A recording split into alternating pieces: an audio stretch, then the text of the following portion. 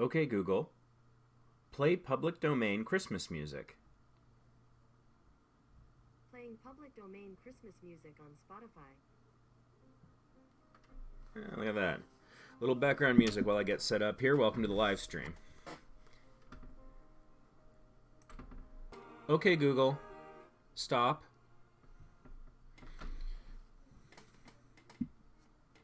Just gonna unplug that, just in case I accidentally say those magic words.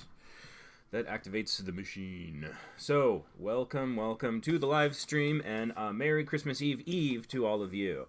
The good news is, I think I'm going to be able to do this for about 2 hours today, give or take. So hopefully we get a nice, good stretch, get some momentum going here. Oh, wait, hold on. That is absolutely not on the right thing there. This should be on YouTube. Small YouTubers Boost. Rather than the Facebook group. There we go. This is a YouTube thing we're doing here, not a Facebook thing we're doing. Unless, of course, I don't know, somebody wants to see some Facebook action there. There we go. So, here we are. This is one of my live streams, and if you've watched before, then you know the next spiel I'm about to give. We've got 2 rules. First rule is I will not be subscribing to any channels today. The reason for that is I don't want this to become in chat a thing about people trying to sell me on their channels to get just one more subscriber. I'm hoping that what we do here today, both in the live stream and in the chat, will give you tools to improve your channel to get multiple subscribers over time in a self-sustaining way. So we want it to be better than just me subscribing. And the second rule is that I won't be watching any videos. This is for 2 basic reasons. One, I don't want any content ID matches. That's why that was public domain music I was just playing. And I don't want anyone thinking I'm trying to host your content. I'm absolutely not. I'm here to try and help you succeed at YouTube. And if I were to stumble across a 2-hour video that someone wants me to watch, that would be the entire live stream, and I couldn't help anyone else. So those are the 2 basic rules.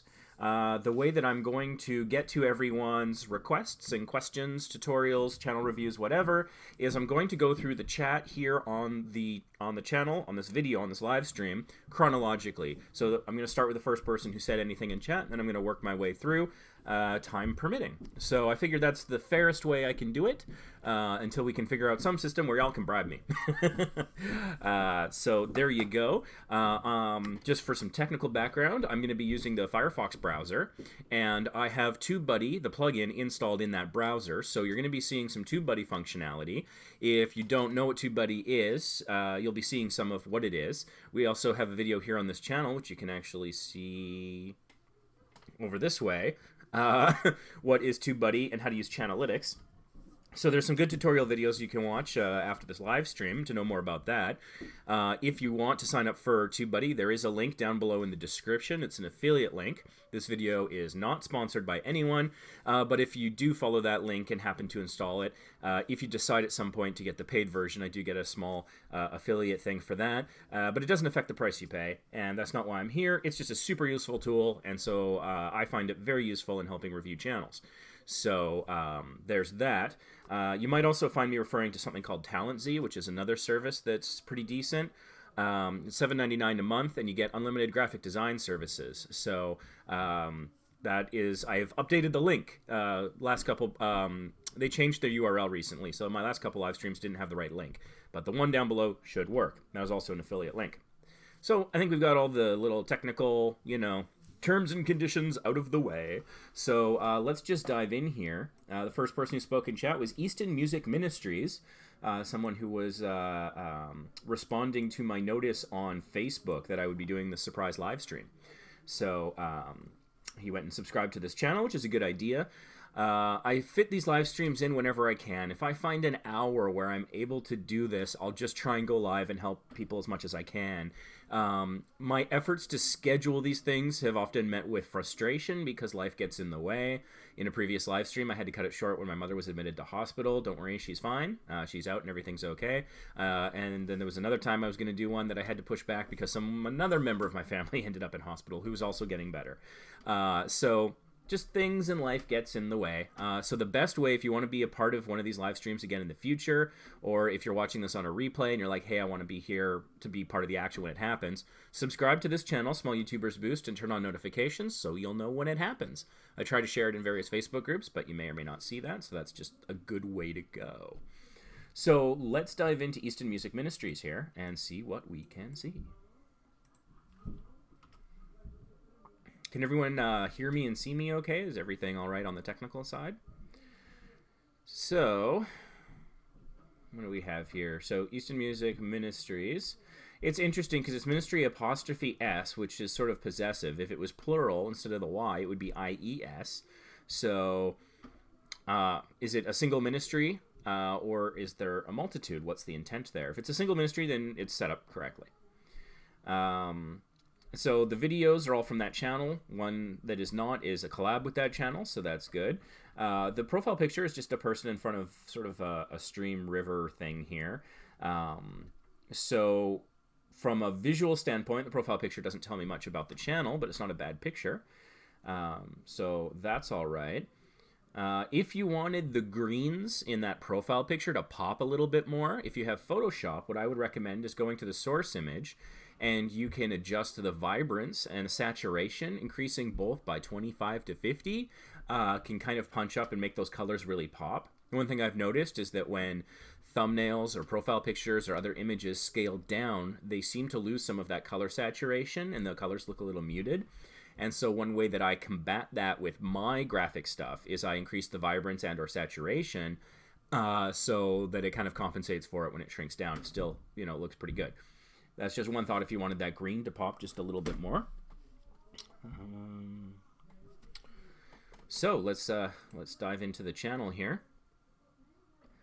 Gonna pause this channel trailer. Sounds are good. That's good because my neighbors are making noise, but I'm guessing that you're not. Hopefully the microphone's not picking up on that, so that's cool. All right, so. So we have the banner picture here, which is water, a creek, a river, a something. And so the banner doesn't tell me what the channel is about. If this were a fishing channel or some sort of meditation channel, that would make sense, but even still, it wouldn't communicate that. So I would consider that if you do decide to update your banner at all, maybe thinking about what you could put in there that wouldn't make it too busy, would still look nice and visually engaging and professional, but would communicate some information as to what the channel is about. I'm noticing you don't have any social links here. So if you go to the About tab for your channel and click Edit, you can put in different social links. I'll give you the very short version of my Twitter rant. I believe every YouTuber should have a Twitter account, if for no other reason than to lock down your name and your brand and your username. Let's say while you're asleep on Christmas Eve, someone in the North Pole tweets about you and you become famous overnight. And someone else in the world decides that they're going to capitalize on your success and monetize your success by pretending to be you, by creating a Twitter account with your handle. You don't want that. So I suggest going on Twitter and just creating an account, lock down that username, and once you have that account, you can tie it into your YouTube channel so that every time you upload or add a video to a playlist, a tweet will go out indicating that with a link to the video. That's pretty good. It's a set it and forget it thing. You do it once and then you leave it. It's a bare minimum. You can do more with it if you like, but as a bare minimum, I think everyone should do that because, it's like 5 minutes of setup and then who knows how much benefit you'll get. It might drive traffic over time. So that's the short version. There's a longer version of that rant. You can watch the video here on this channel. So I would recommend at least having a Twitter just because it's kind of easy. So you have your other channels, which is interesting, but it doesn't look like you've activated sort of the popular related channels module here. I would recommend doing that because I think that if you don't have that, the algorithm, it counts it almost as a strike against you. I had a video a couple years ago that was doing really quite well. Excuse me. It was a video where I got kicked off some rides at Six Flags. It's a contentious video. If you're looking for something to react to, I recommend that because everyone has strong feelings about that bloody video. But it was doing quite well. It was showing up and recommended quite a lot. And then I was editing my channel one day and I accidentally turned off that box for like a moment. And then I reactivated it like as soon as I realized my mistake. And this may have been a coincidence or it may have been related, but that video stopped being recommended and my views fell off a cliff, and that was pretty much the end of that video.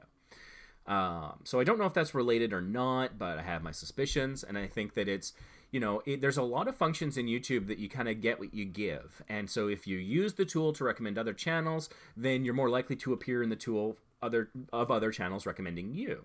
So I recommend activating that box. You just click edit on this screen, and there should be an easy thing to click there to activate the module. So you've got some uploads, you've got some playlists here, past live streams, and collaboration. So you've got some good stuff there. I would recommend maybe putting your uploads horizontally so that people kind of see more above the fold. I'll give you the quick version of my above the fold explanation. So when newspapers were a thing, they would be folded over and placed on newsstands so that people walking down the street would only see half of the cover of the newspaper. And so everything above that fold that was face up as people would walk by was considered prime newspaper real estate. So if you were a mattress company and wanted to advertise your crazy mattress sale, you would pay more to have your ad above the fold so that more eyeballs would see it, the casual person walking down the street, not just necessarily the person who bought it.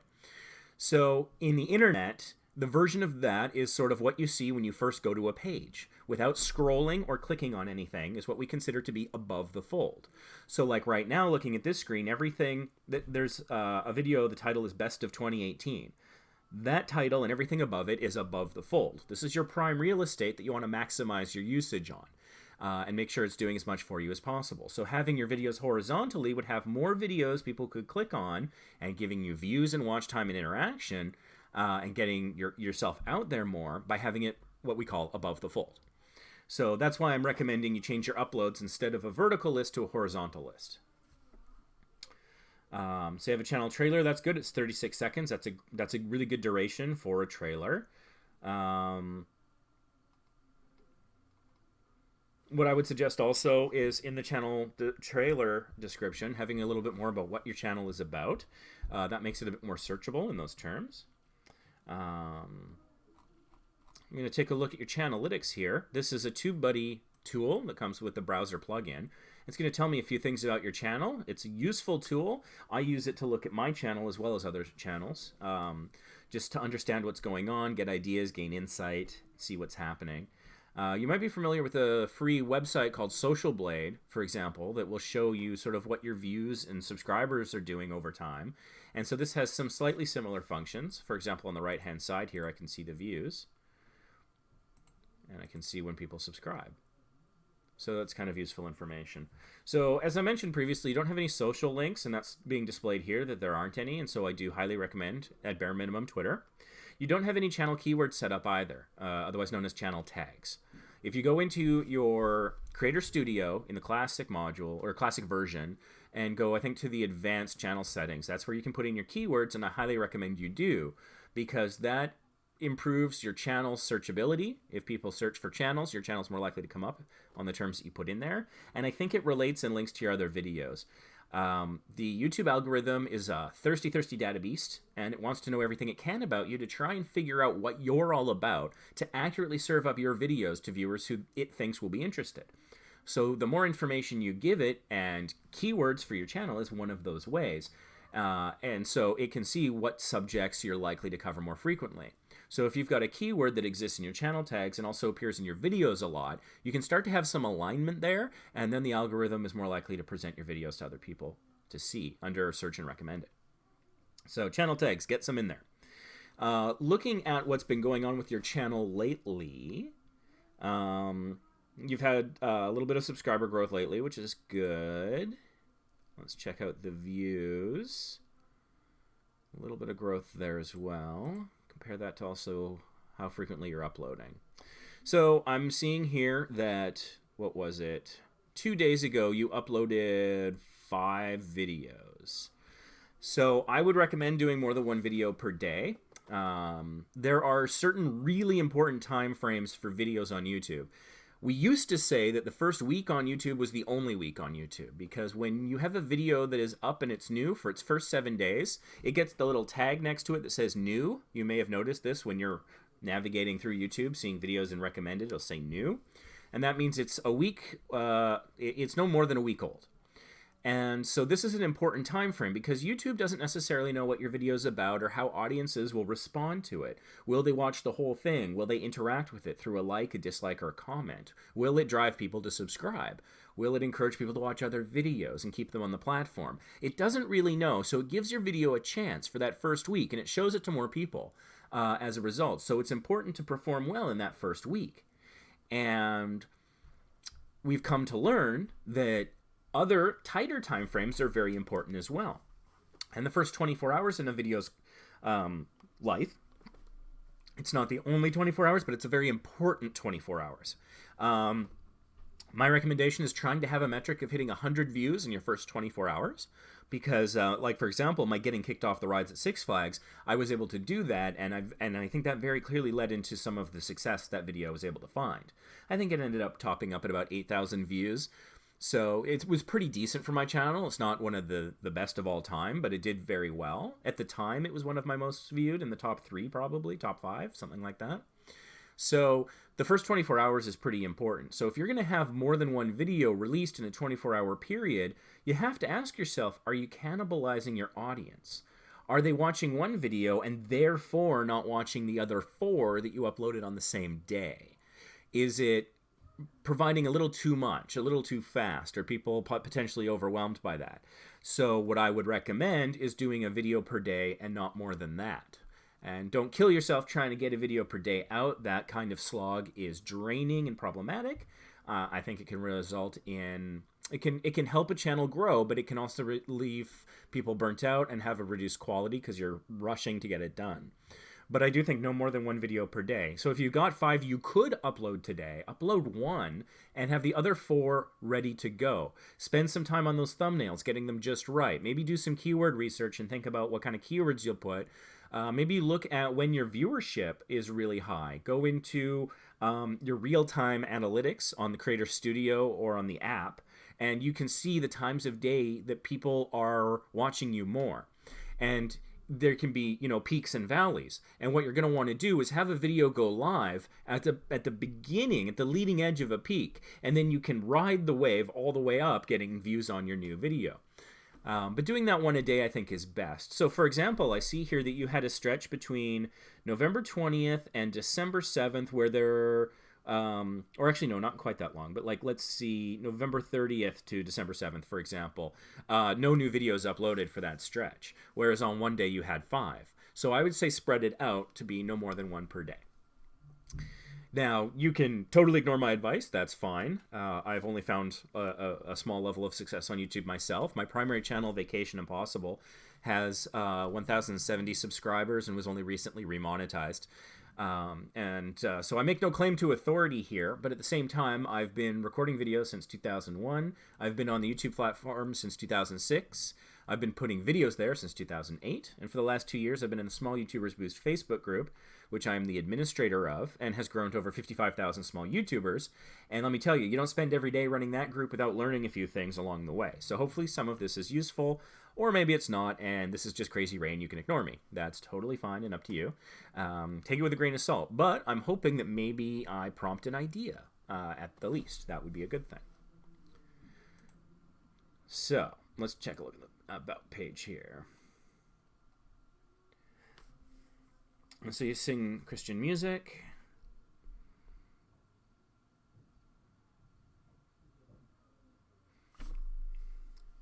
So, and you have milestones there, but you have a space between mile and stones. So, milestone is one word. It's a minor little thing, but I think if you get the little things right, then people are more likely to take you seriously and think that you're more professional and that you're putting in the effort, so maybe they'll put in the effort to support you. You have your email there, so I'm going to go on my quick little web crawler rant. There are bots out there on the internet that crawl the web. Little spiders walking across the internet looking for things that look like email addresses. And so that would be structured as something at something dot something. User at domain.com or whatever. And it tries to capture that and throws it into a database, and then they spam you. And they sell that database to other people who want to spam you. So my recommendation is you can go in and set your email here in such a way that people have to click on it to display it. And so you'll get less spam. Hopefully your email signal to noise ratio will be better. And so if someone were to reach out to you, maybe they wanted to do a collaboration. I see you've already done at least one of those. This you're more likely to get the real collaborations and not the fictitious princes or whatever. So there's that. I would suggest, and I mention this often, to see about putting something in the description about the why of what you're doing. Why is it that you do this? What motivates you to put this effort in? If you can speak to that, then your audience might identify with that more. And again, I think adding social links is pretty important. So that is that channel. I'm going to see what's happening in chat now. John likes my goatee. I'm going to play some metal. I don't know, is there a lot of public domain metal music?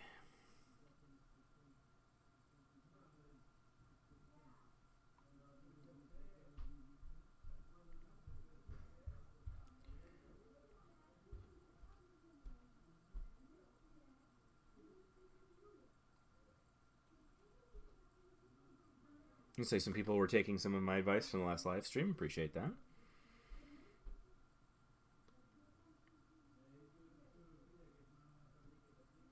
Achilles Melee asked, how long are they usually...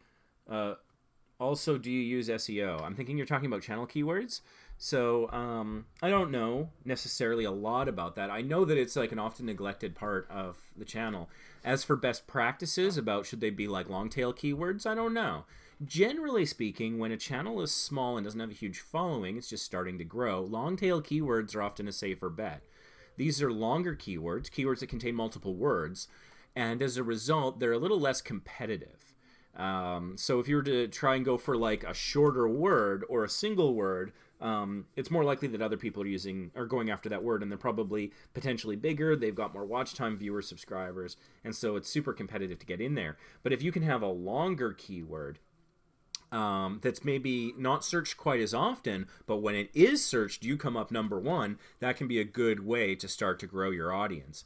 So one thing that TubeBuddy's good at is it can kind of show you some of the keywords that you're doing well with on your channel.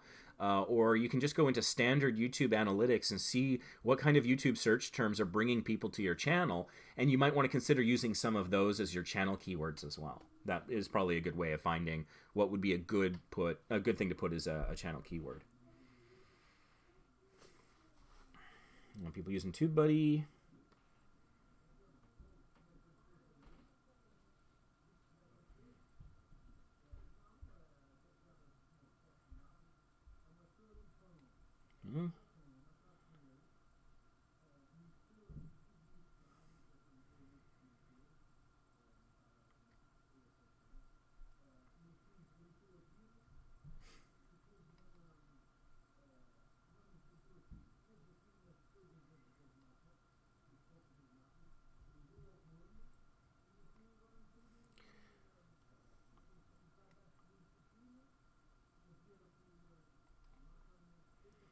Okay, so I think I'm just kind of caught up on chat there. Now, let's see who's next. We've got Nivix Plays. I'm not sure if I'm saying that correctly, but that was the second person to say anything in chat. And so my question for that person, would you like a channel review? Is there a specific function you'd like a tutorial on? Do you have a question about YouTube, a question about running a large Facebook group, whatever? I'm going to adjust this light here because it's kind of right in my face.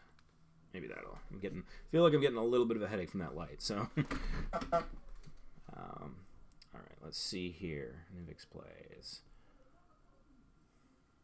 Excited for the stream. That's cool.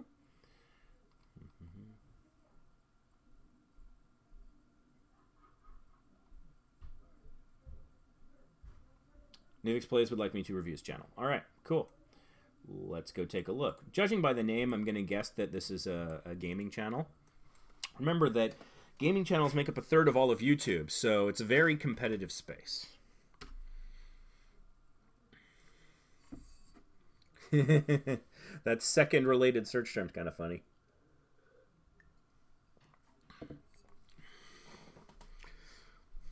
Nev plays best of Mr. Suicide Sheep. Is that like Lemmings? Plays Tetris. Okay. Let's see here. 4 things Bethesda should add to Fallout 76. So you're talking about updates. I know that Achilles Melee's had some success recently doing videos about updates to games. So he's gotten some pretty amazing view counts in the last couple days. So that's a pretty good approach, I think, to growing a gaming channel. Seems to be working well for him. So you have 778 subscribers. So you can probably, you're getting close to that 1,000. You can probably start to taste it. So the icon is sort of like a painted golden N, which I think it will probably scale decently, but it doesn't tell me much about your channel. I generally advise, like, if you're a gaming channel, to add some hint of the fact that it's gaming, a controller in the background or something, but it can be fine the way it is. It's not a bad piece of branding. It would be noticeable and recognizable in other places. So let's see here. The description: Joe guys, and welcome to my welcome on my channel. I play Fallout 76 currently. I record in 1080p, 60 frames per second. Also hit me up on Discord if you need ... So again, be ruthless with your SEO. Look at the words that you use, particularly in the beginning of your channel description, and also for videos as well, and ask yourself, are these searchable? Are they helping me? What words here are people searching? I don't think anyone goes on YouTube and searches the word welcome or channel. I don't think those words are helping you from a searchability standpoint, just being ruthless with the SEO. Fallout 76 is helping. That's good. I wonder about indicating what you record in. Is that really important? I've asked this before, and I've spoken to gamers in the group about how important it is. And I mean, I'm not hardcore into the gaming community, and the gaming community I'm a part of is largely retro, so frame rates and things like that are not hugely important to that group. We care about latency and stuff, but not so much about, what's the resolution and what's the frames per second. So I don't know if that matters a whole lot. I doubt it, but I'm not sure. Maybe it does. But what you record in, having it really like this early in the channel description that everyone would see, I wonder about. So, saying currently is kind of interesting. So I would almost consider saying something like, here we play games like Fallout 76, and then go from there, describing what your channel is about. Is it a let's play? Is it a long play? Is it do you do reviews? Is there commentary? Is it funny? Is it comedic? Are you particularly skilled? Do you hunt down glitches? Try to say earlier on, I think, in your channel description, what you're really about and what you're trying to accomplish. So that people know what they're clicking on. Because like I said, a third of all of YouTube is gaming. And so it's super, super competitive, and you want to get what you're all about up there right away to try and grab them and grab your audience, grab a potential audience against all the competition that's out there. So let's dive into your channel. It's got 56 videos, which is not a bad back catalog. Hello, everyone. My channel, Vacation Impossible, we just recently hit our 400 video milestone. And just thinking about milestones, because people get a little obsessed with numbers, and it's not necessarily a bad thing, but I get concerned about people who think that their self-worth or their channel's worth is driven about subscriber counts and view counts, because these are not numbers that you control. There is a large luck component to these things. So if your channel has a lot of views or subscribers, it could be partly based on what you've been doing, but it could just be luck of the draw in terms of a celebrity stumbles across it and tweets about it. It's my classic example, or the algorithm's favoring it for one reason or another. I was using my TubeBuddy tool, it's Videolytics tool, which I have a tutorial about coming out soon, to look at some competition for a video I uploaded today on Vacation Impossible, all about the process for checking in and boarding a cruise ship. And I found that there was a video that had 28,000 views in 11 months. And I was looking at their tags for the video, and they had tagged it with a bunch of misleading tags that the video wasn't even about. And so as a creator, I find that a little frustrating, because they obviously found success, but they also repeated the same tag several times, which isn't supposed to help you at all. But this video had done well. And I don't want to begrudge anyone their success, but it was just it was just sort of interesting to see how they were doing that. And so was it the fact that the video is so good, or was it luck that some of these unrelated keywords they use just happen to pop up and do well in search? I don't know. So if you are going to beat yourself up because you don't have lots of subscribers or views, that's not fair, because you don't control it. This isn't digging a hole in the ground where every time you put that shovel in, you get deeper and you're making progress. It's not a one-to-one relationship like that. We don't understand the algorithm. We take our best shot at it, but sometimes it's hard to know what thumbnail will resonate with people. What colors are people going to want to see in your logo? What keyword is going to pop? You can have tools like Talently to help with the graphics and TubeBuddy to help with the keywords. But ultimately, I really get concerned about some of these small YouTubers who just beat themselves up over it. They think that it means that their content is bad. Alternatively, the people who put tons of effort into making sure that they use the best equipment and they edit it and they've, have all the best settings and everything else, and then they don't get subscribers or views, and they say, well, I put so much effort into it, why don't I get those subscribers, why don't I get those views? Haven't I earned them? Don't I deserve them? But if nobody's watching the video, you can't blame the quality of the video for how well it's performing. It's not about that. It can be partly about that. If your video is engaging, people might watch it, so your retention could be high, your watch time could be high. There's a lot of different things that you could do to make it a little better, but there could be the best video ever. If there was an objective best video ever made, could be uploaded on a small YouTuber's channel, but for whatever reason, either luck or algorithmic reasoning or whatever, it might never get seen by anyone, and that doesn't mean it's a crap video. So stop beating yourselves up over this stuff. But also stop thinking that just because you got the best camera and you spent 8 hours editing the 2-minute video or whatever you did on the most powerful machine, the most powerful software, that doesn't entitle you to anything. And so there's two sides. Don't beat yourself up over it, but don't say that because I did X, Y, and Z, well, I'm guaranteed success. In life, and in particular on YouTube, very little is guaranteed. So just some thoughts on that, a little bit of a sidebar.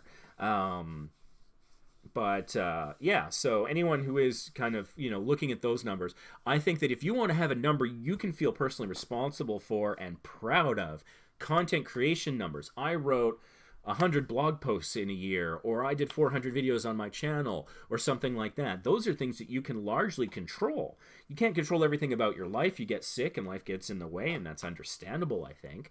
But you can decide what to do with your free time. Am I going to, sit and watch videos? Am I going to watch Netflix all day? Am I going to play a video game? Am I going to take a nap? Or am I going to go and make something? Am I going to create something? And so you can look back. I mean, it's getting to be the end of the year. It's a time when people think about New Year's resolutions, myself included. I had New Year's resolutions for my Vacation Impossible channel, and I actually hit most of them. I hit all of them. I wanted to hit 400 subscribers, and I'm over 1,000.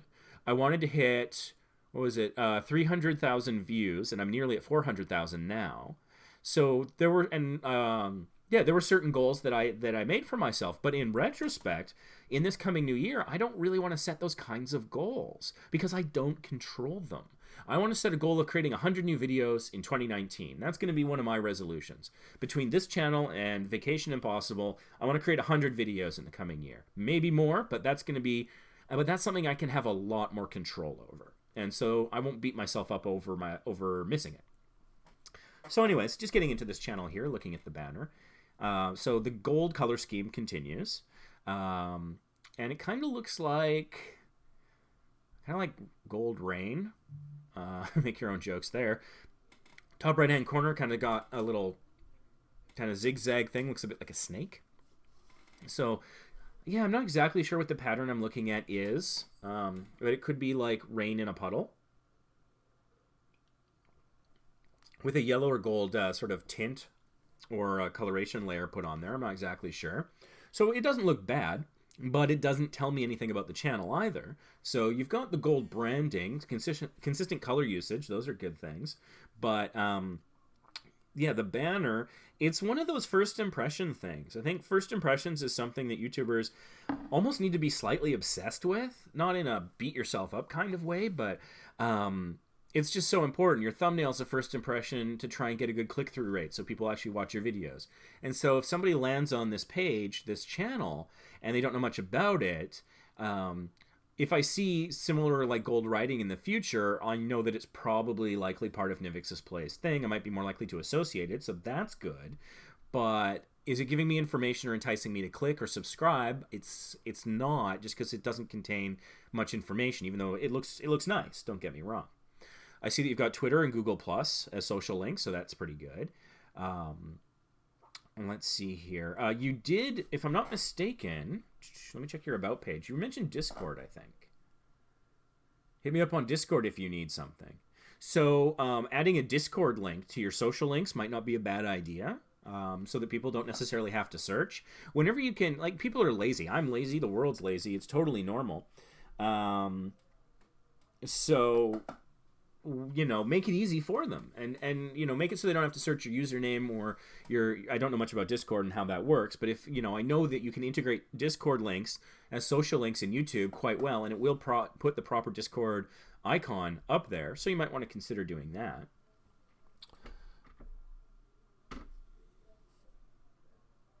Just somebody commenting on yesterday's live stream. I went to see Once Upon a Deadpool yesterday, and it was awesome. I had seen Deadpool 2 when it first came out, and you know, it was great. And then I went to go see Once Upon a Deadpool, and they've added new stuff. And so at one point, the new stuff had me laughing so hard, I was literally, like, my eyes were tearing up. I was crying. I was laughing so hard. And I had my sweater wasn't, like, enough to you know, dry my face. I had to take out a handkerchief it was, yeah. So if you're looking for a movie to see, I do recommend Once Upon a Deadpool. Anyways, that's kind of a little off topic. So looking here, let's go back to the homepage and see how things are displayed. Hello everyone, and welcome back. This video here for reasons I discussed earlier. So, is the Fallout 76 community bored of playing Fallout 76? It's an interesting question, and so it's probably a good idea for a video. You got 212 views since 5 days old. That's not too bad. Looking at some of your other recent videos, you know, it's doing better than the other two recent ones. So you've got that going for it. But it's not really a channel trailer. But so I mean, it's not bad. Don't get me wrong. Sometimes, like, I don't have a proper channel trailer for Vacation Impossible. I don't have one for this channel either. I need to get around to making one, possibly in the guise of a 2018 rewind video. I'm not really sure. Haven't decided. But 5.5 minutes is a little long for somebody who's just landed onto your channel and hasn't committed to anything yet. So if you can summarize what your channel is about, I think that's a good idea. If you want a good example of what I think is a good channel trailer, you can check out Pat Contry's channel, Pat the NES Punk. I'm a big fan of his. But if you go to his channel and you're not a subscriber, he's got a channel trailer that plays and says, you know, hi, I'm Pat Contry, and here you can find these shows where these things happen.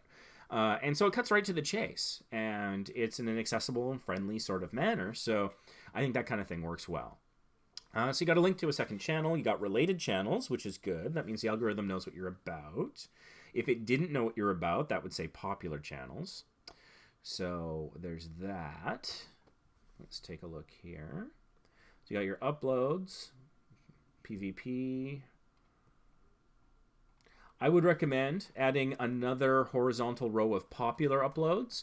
For example, when I first discovered Pat the NES Punk and I went to check out his channel, I went and basically looked at his popular uploads to see what is his best work. I mean, maybe he won't think it's the best, but the most popular stuff. So I could get a feel of what the channel was about. And I watched the top, 3 or 4 videos. It was really impressive. So then I subscribed, and then I went back and watched the back catalog. So I don't know if that's a common experience that viewers go through, but it made sense for me. It's what I do. So I would recommend having your popular uploads there. It's just a little module thing that you activate, and YouTube will kind of do it for you and update it for you as other videos become more popular. And honestly, just as a content creator, if I land on my own page for whatever reason, maybe I'm doing a quick little audit and looking at it or whatever, I'm going to grab the URL for somebody or something, then I like kind of looking at what the popular ones are. I mean, like, oh, okay, that one long term has been doing well across the channel. So I recommend that. Let's take a look at Channelytics here. All right. We've had some really good subscriber growth lately. A couple days of like 17 subscribers. That's really good.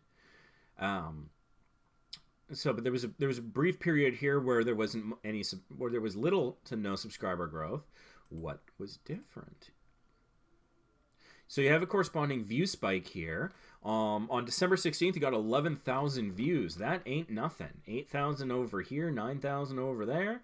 So whatever you were doing around December 16th is good. Did you share a video to a new platform? Did you engage with the platform? I see here that you did get some videos out, and I've already ranted about doing more than one video a day. Two, I mean, if you're going to do more than one, at least you only did two. But I do see a direct relationship here between new videos coming out and subscribers being driven, whereas over here, no new videos, no new subscribers. So that's a direct relationship. That makes sense. I mean, content is king, and the more content you can get out there. If you're sitting there and you're wondering, what can I do today to help my YouTube channel? The biggest thing you can do is get a new video out every day. So on any given day, if you're like, oh, I want to support my channel, should I go caption an old video? Should I go share things on Reddit? What should I do? The best investment of time is getting a video out, really. And then after that, you can look and consider about those other things. So it looks like your videos are driving some pretty solid subscriber growth. Wherever you're sharing them is probably pretty solid. Your channel tags are interesting. Minecraft factions. I didn't get a feel for that subject looking at your channel. So, but you do have Fallout 76, and so that's good. So that's pretty good. You did have some videos about the updates and whether people are playing Fallout 76. So you might want to put Fallout 76 update as a channel tag. I would consider adding that to the list. That might be a good idea. Let's take a peek at what else we got going on here. Glance at the About page. You got your email in the right place, so that's good. And consider subscribing. So I would suggest in the description, again, the why of what you're doing. Why do you spend your time on this? Do you want to inform people? Like, here's a classic example from my own channel, Vacation Impossible. I was getting ready to go to Alaska for the first time in my life, and I had never been before. And I wanted to figure out what kind of things I should pack. How cold was it really going to be? And everywhere that I went searching, I got the same advice. Dress in layers. Well, what the hell does that mean? Does that mean I need thermal underwear and like 3 sweaters and 2 parkas? Like, what exactly does dress in layers mean? What does that look like? How do I functionally follow that advice? And it wasn't readily apparent. Maybe I'm kind of stupid there. I don't know. But that was my question. So when I was searching, I wanted a video that basically, or a blog post or something that said this is what it means. So once I got there, and it was a cruise to Alaska, so I have a podcast, the Vacation Impossible podcast, and to make it stand out and be unique and original, we have a rule for ourselves. We only record on location. So I was on the cruise to Alaska towards the end of it, and we recorded a podcast. And one of the questions I answered was the one I wish I had answered before the trip, which was, how do you dress for Alaska? And I realized that dressing in layers means, at least for Alaska, the temperature fluctuates rapidly. It goes from very cold to actually kind of warm. And so you want to dress in layers so you can rapidly shed the layers or add layers on at the drop of a hat. And so I really strongly recommend a full zip fleece, for example, because you can take it off or you can zip it up and you're good to go. But I don't recommend thermal underwear. That is a layer that I don't think makes good sense because you're going to, at times, be too hot. It won't make sense. So I made that video and I put that out, and it did very well over the course of 2018. It has something like 45,000 views. I think it's like the second most watched video on my channel. So if you can identify a need that other people have, a need that you have that's not currently being fulfilled, if you can go do the research, like Achilles Melee, for example, I recommend him because he's great at research. If he wants to know something, he'll break through whatever barrier he has to go find out the information. He'll dive deeper than the average person, and then he'll go present that in a video. And so those other people don't have to do that effort and put that work in, and he'll organize it in a very nice, well-organized way. And so he's helping people save time. He's helping alleviate frustration. He's providing information, not unlike my How to Address for Alaska video. So if you can think back to the last time you were frustrated, I mean, we've probably all had the problem with Google where, we type in what we're looking for and Google says, oh no, you didn't mean this. You meant something different. You put it in quotes, you say verbatim, you put minus the thing that you're getting that you don't want. And you're still not getting the thing that you want. And so eventually maybe you find it. People who ask in the Small YouTubers Boost Facebook group for ideas for new videos, right there. Take your frustration with the last Google search you did. If you ever found the answer, make a video that cuts straight to the chase. Goes straight to it.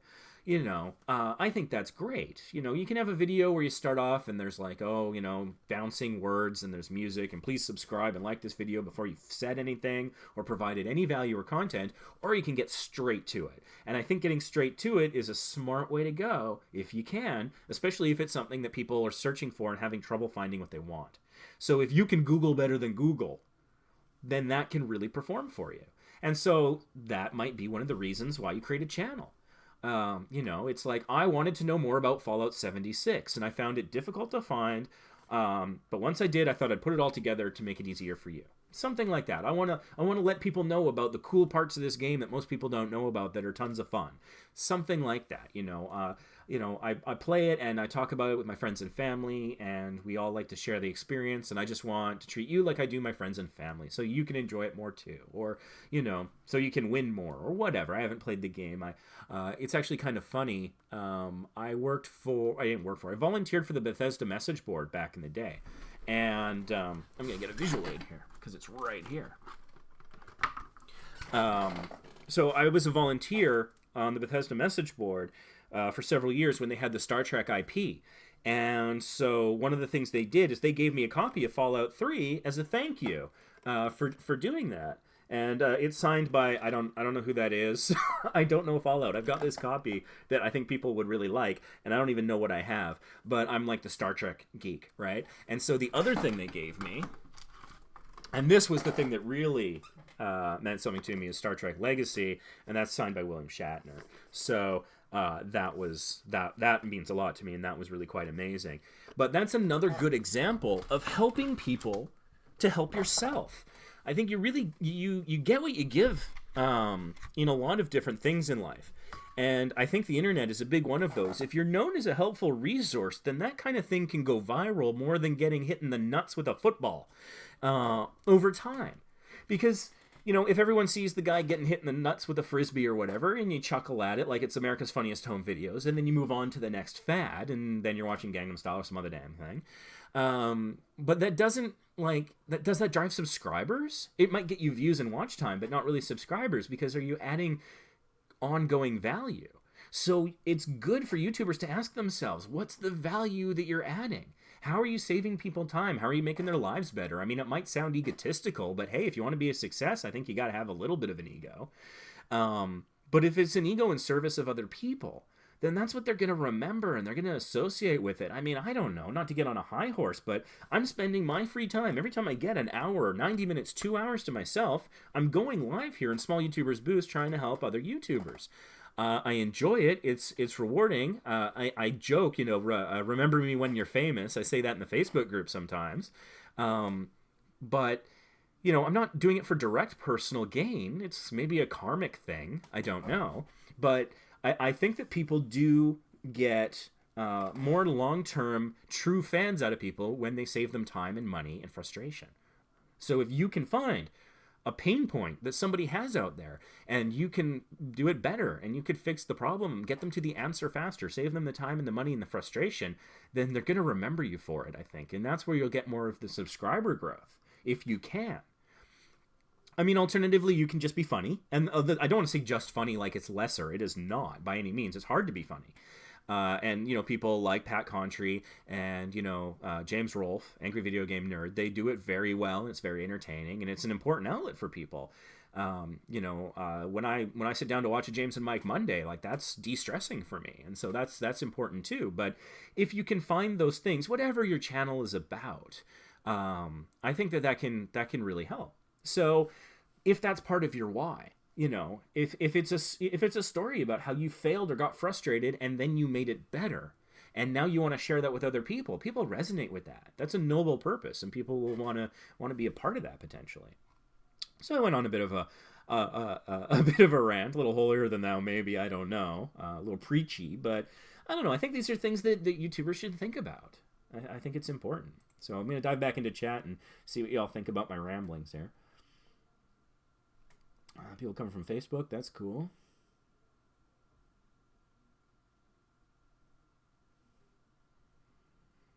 Yeah, I get to and the way I structure these live streams is, I mean, I try to be fair, and how can I make this fair? I can't use like a market economy thing because it's, there's just no way right now. So I go chronologically. The first person to comment in chat, and I work my way as long as I can keep broadcasting, basically. So maybe one day in the future we can find some system where some people might be able to jump the queue with super chat or something. But for now, this is just the way we do it, and I think that's fine. Oh, there's a video right there, making your colors pop. And it's funny because I don't think of myself as any kind of Photoshop expert. I don't think of myself as a graphic design artist. I have been ripped mercilessly in the Small YouTubers Boost Facebook group for people saying that my logo sucks. And I'm not saying I disagree. My logo can probably use a lot of work. Recently, Wayne in the group, who does movie reviews, he actually redesigned my podcast logo for me, which was quite nice. And so my last episode of the Vacation Impossible podcast, I have embedded the new logo that he did. And so I'm going to switch my podcast over to his version of my logo. And so I'm really open to ideas and suggestions. But, I've made some effort. I've gone in and, there's this wonderful tutorial by Roberto Blake where it's like a 14-minute video where he designs a thumbnail for the video of him showing you how to design thumbnails. It's very meta that way. But basically, I would put that on in the background when I would design a thumbnail for like a month. Just to be influenced by it or to follow it along step by step, like as Bob Ross or something, whatever. But my thumbnail started doing a lot better. And one of the first ones that I ever did for that is my how to check into your Carnival Cruise video. And, it's hard to dissect success on this platform because there's such a lack of transparency about the algorithm. But earlier today I was doing some keyword research, and if you search Carnival Cruise check-in, that tutorial, if you're in incognito mode, that tutorial comes up as number one. And I'm very proud of that thumbnail. So, you go out and, you teach yourself some things. You got a problem. I need to do some effect in Adobe Premiere. I'm going to go Google it. I'm going to watch a video. I'm going to figure it out. So, yeah, making your colors pop. Maybe I should do a quick little tip video just about how to play with vibrance and saturation on Photoshop. It's not that hard once you see it. It's just a matter of having been exposed to the idea and playing around with it a little. It's not magic. Ray says Merry Christmas. Achilles says Merry Christmas. Merry Christmas, everyone. I love the season. It's my favorite holiday. In fact, I'm going to be putting a blog post out soon about why I never travel at Christmas. I'm a travel guy, and I would not travel at Christmas because I like Christmas. I want to be at home. And I'll probably be putting that out soon. I have a Tumblr blog. It's vacationimpossible.tumblr.com if you want to read stuff. 2 days in a row. Yeah, two live streams. Live streams 2 days in a row. I'm feeling a little tired. I think I got a bit of a headache, so I'll see how long I last. I want...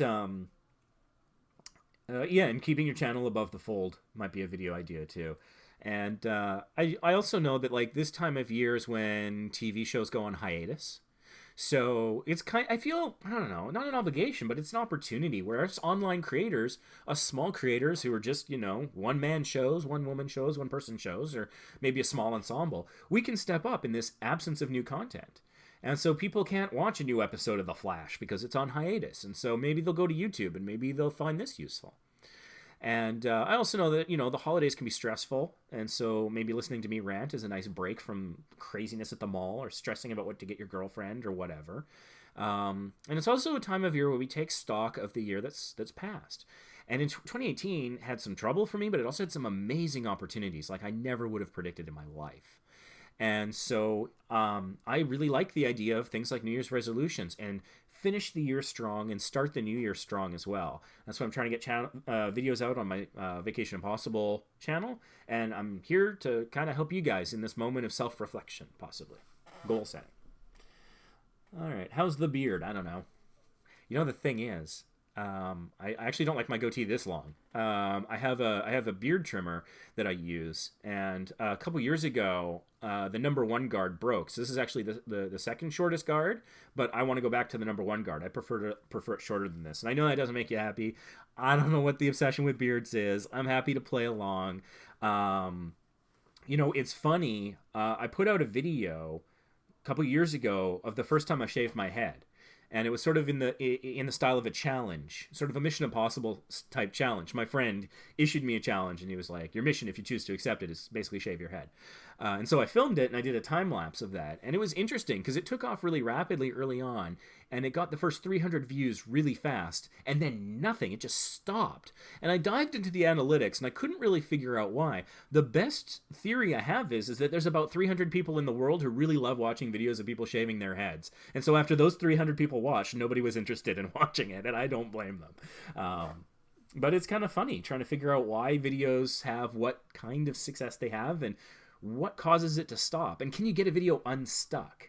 I've had some success with that. In 2011, I went and took a train trip from Vancouver to Portland. And when I was there, I was in like a Kmart or something. And I saw a beverage called Leninade. It's an orange soda, basically. And I have a political science degree, so I find that kind of stuff funny, the communist puns and stuff. So I was recording some things because, I'm a travel YouTuber. And so I did a video review of the soda. And it felt really silly at the time. And, back then it wasn't really a thing that people were doing so much. And so I felt incredibly silly. I was wearing this giant hat that was ridiculous. It was like Indiana Jones on steroids or something. And so I didn't feel great about the video, but I still put it out there because, you're going to have videos you're going to hate. You're going to have videos that you're sick of editing, but you got to get it out there because you never know how other people will see it. And we're always our worst critics, so we got to keep an open mind that maybe we don't suck. There's that possibility. Allow for that possibility in your mind at pretty much all times. So I uploaded it, and it got like 30 views, and that was it, and it was just DOA. And that's fine, because it didn't feel good. But then, like 5, 6, 7 years later, it starts getting views. Consistent views. Like 10 a day, which for that video is a lot. And it was weird. And so whatever it was is when people were searching for a review of Leninade or just the Leninade product, for some reason in search, either on Google or on YouTube, my video was coming up and people were watching it and they were enjoying it. They were finding it funny. And so I went back and I re-optimized it recently using TubeBuddy, trying to see if I could add some more relevant tags that would rank very well, and to try and figure out why the video was suddenly getting views again. Was it mentioned on a message board about soda pop or something? It wasn't that I could find. It was just getting some traffic organically through search. So I was trying to figure that out because obviously, if you're finding even a small measure of success, let's amplify it. Let's copy and paste, right? Let's get it going. So, but it's interesting because this video that I had forgotten about suddenly started getting some traction and started getting me a few subscribers too, which ain't bad. So that was kind of surprising, and it's interesting how that happens. And that's one of the reasons why having a content creation goal for 2019 is a really good idea, because these videos that you think could be nothing, they might be not bad. They might be great. They might mean a lot to someone else. They might help them. They might be entertaining. Some people like watching cringe-worthy stuff. There's the whole, philosophy of it's so bad it's good. You never know what's going to appeal to people. There's 7 billion people on the planet. Who knows what they're going to like? So I think that, in 2019, have a content creation goal. Not a subscriber goal, not a view goal, not a watch time goal, not a monetization goal. A goal about, I'm going to create X number of pieces of, frankly, not to sound high, but art. It's kind of what it is. And I like to think that art sometimes gets a bit of a pass, and that, hey, it's art, so it doesn't have to meet these certain check boxes. So let yourself off the hook and go and create just a bunch of content in 2019 is my advice, because you never know. The metaphor that I often find myself using for YouTube, it's like buying lottery tickets, except you don't buy them with money, you buy them with your time. And so you invest your time to film and record and edit and do the thumbnail and all that other good stuff. But the thing is that they're constantly drawing numbers, and your ticket is always in the running. And you never know when your number might come up. So that's just something to think about. Let's go through chat here.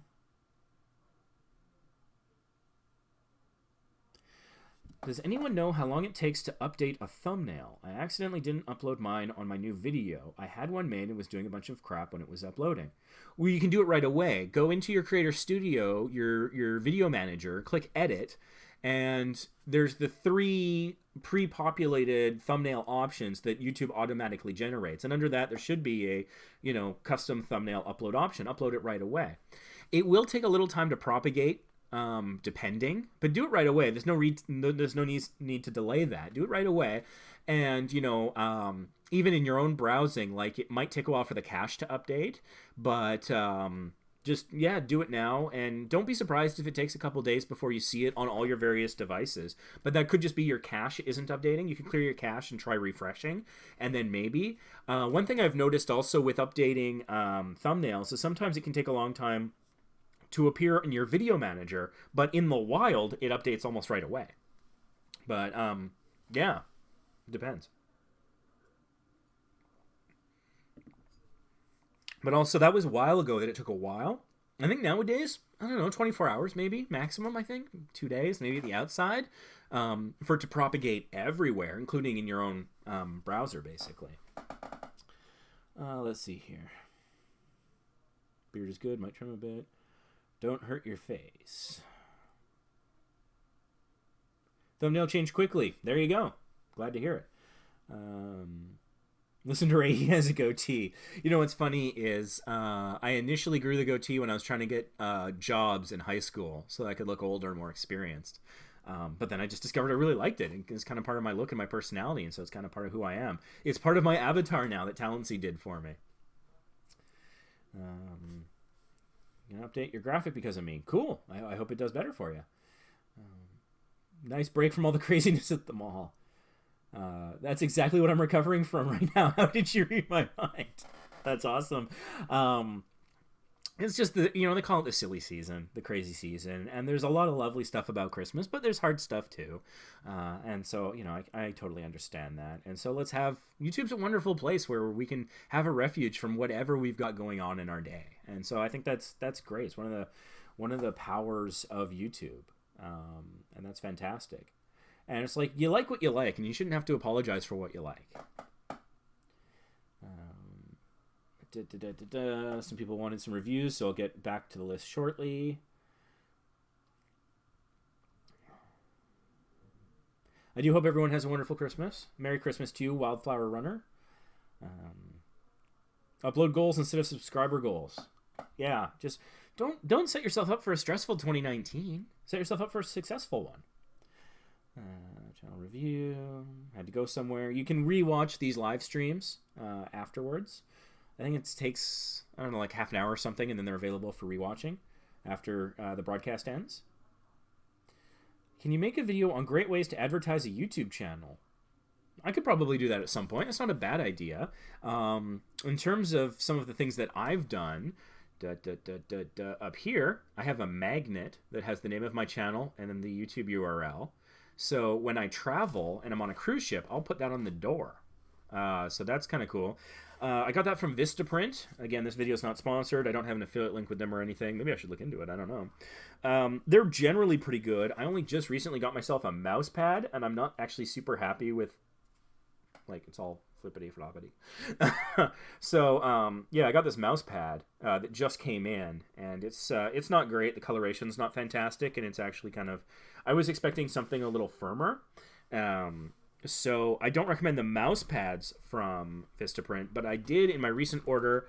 I also got, you'll see here, I thought this would be like a grocery bag, but it's kind of more of a beach bag, but it's got the same look as this in the mouse pad, but this turned out really quite well.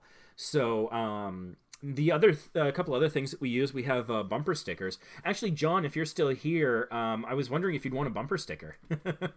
I would love to have a little Vacation Impossible bumper sticker driving around New Zealand. I think that would be awesome. So if you want it, Facebook Messenger me your address and I'll send it out. There was a guy in the UK I sent one of my bumper stickers to, but I'm not sure. Alex Richards, I think his name is. I don't know if he ever ended up putting it on his car, but I'd be happy to send a bumper sticker to anyone who wants one. And here's why. There was this crazy thing that happened. I'm here in Vancouver, and so we were driving down one of the main roads in Vancouver called Kingsway, and I have a bumper sticker on our vehicle, right? And so someone commented on my video that says, "I'm driving behind you on Kingsway right now." And I got the notification, and we're like looking around the car trying to figure out who it was. But advertising works, let me tell you. I mean, maybe I only got one view and one comment out of that, but that was a cool moment. So yeah, I got bumper stickers, and I have business cards, which I also got from Vistaprint. Again, not sponsored, no affiliate link or nothing, but they do good stuff, except mouse pads. Don't get the mouse pads, but everything else is good. But it's funny, I got these business cards before I hit 100 subscribers even. So I didn't have my custom YouTube URL. So on the back, I don't know if I can make that look good, but it doesn't have a YouTube URL. It has my email, it has my Twitter, Facebook, and Instagram for Vacation Impossible. So I still have a decent supply of these, and because I'm of the mindset, having grown up poor, that you use something to its fullest before you replace it, I need to burn my way through these business cards before I order new ones, and so I've still got this stack of them. But once I get through that, I'll order some that'll actually have the YouTube URL on them. So I don't know about business cards. It depends on the situation, if that's a good way to advertise. The whole reason I got the business cards is because people were asking for them. I was on a couple of different cruises, as I'm wont to do. I've taken 20 cruises now. And I was at dinner one time on the Inspiration, I think it was. Maybe the Imagination, one of the sailings out of Long Beach. And a guy at the next table, Sam and I were talking about different things, what we were going to film the next day, what we'd already filmed, some YouTube-y stuff. And the guy at the next table leans over and goes, "Oh, excuse me, I'm sorry to interrupt, and it was very rude of me, but I was eavesdropping, and I have to ask, what do you charge?" And so I said, "Charge for what? What do you think we do?"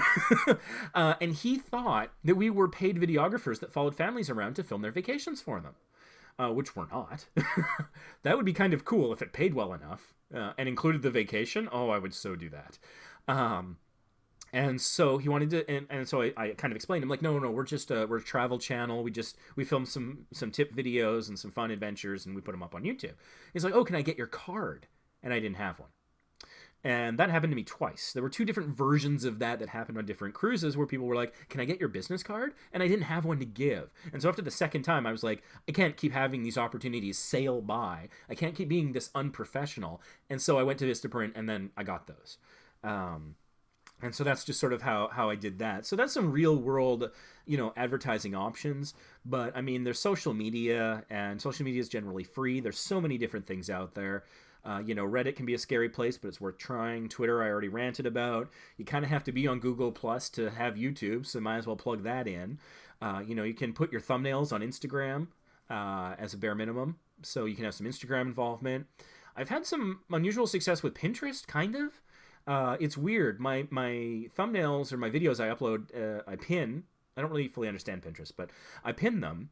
And then you get this email if you set it up as sort of like a brand account. You get an email almost every week saying how many views your pins got. And mine will get anywhere from 1 to 1,100 views a week. But it drives minimal traffic to my page, to my YouTube channel. I get like 4 views a month out of that. I don't know, but I'm getting a lot of traction on Pinterest. I don't know what that means, and I don't know where that's going, but it takes minimal effort on my part. When you upload your video to YouTube, there's all those options to share, and Pinterest is one of them. Just click it, have a board you save it to, and then see what happens. There's also some new things out there. Like I'm on Tumblr, so I try to write a blog. For SEO purposes, it's really good to have a really long description. So if you have what is functionally a blog post that you can tie to a video, if you put that as your description, that can really help your SEO. So, write it once and use it in 2 places. Have like a Tumblr blog and put it in your description, perhaps. I'm on Snapchat, but I don't really know how to use it. I'm on Flickr, but I think it's a waste of time. There's a new one that just is pretty new. It's called Vero, spelled Vero. It's much easier to use than Snapchat. A lot of companies are on it, but it's it's a pay service. But I was able to get in when they had a promotion where it was like free lifetime account. So I created a Vacation Impossible one there. And so it's really easy to use, and I like the interface. But it's really hard to find an audience there. I think like 2 of my posts have been liked by someone. Nobody's followed or friended me. So I don't know if that's going anywhere. But at least, again, I locked down the username for $0. So, whenever you can, that's good to do. Also, if there's message boards in your genre, that could be a good place. Go and try and provide value. Go answer a question, something like that. That's where they're really going to appreciate it. Don't just drop your link on people like a ton of bricks. For anyone here, where do I go to find your channel tags? You know what? I can tutorial that right now if you guys want. Should we do it? You're going to go into Creator Studio. Let's see if I remember how to do this. And you go, I believe, to Channel. And then you go to Advanced. Boom. Channel keywords. There it is. See? So these are the ones from my Vacation Impossible channel. And you'll notice I've put parentheses around cruise tips. So that lumps those two words together as a single keyword. So that's just how that works. It's that simple. That's where you go.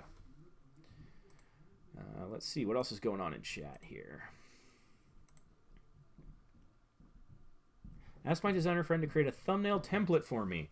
I'm using that one every time. The only thing I have to change is the picture, and if I'm doing a new series, also the color scheme. It works so well and makes all thumbnails look coherent.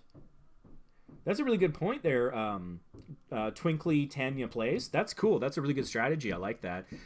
Just another quick thing that is included in the paid version of TubeBuddy, affiliate link below, is you get the Roberto Blake YouTuber Starter Kit Sample Pack. And that includes things like sample thumbnails and end screens. And so I used them to create end screens both on the Small YouTubers Boost channel here and my Vacation Impossible channel. Really quite useful. So for those of you who have TubeBuddy and have maybe the paid version, go and look at that other stuff that's included. At the very least, check out some of the stuff in the starter pack. You might be able to create your own kind of little template, save yourself some time, maybe have more professional looking end screens or something like that.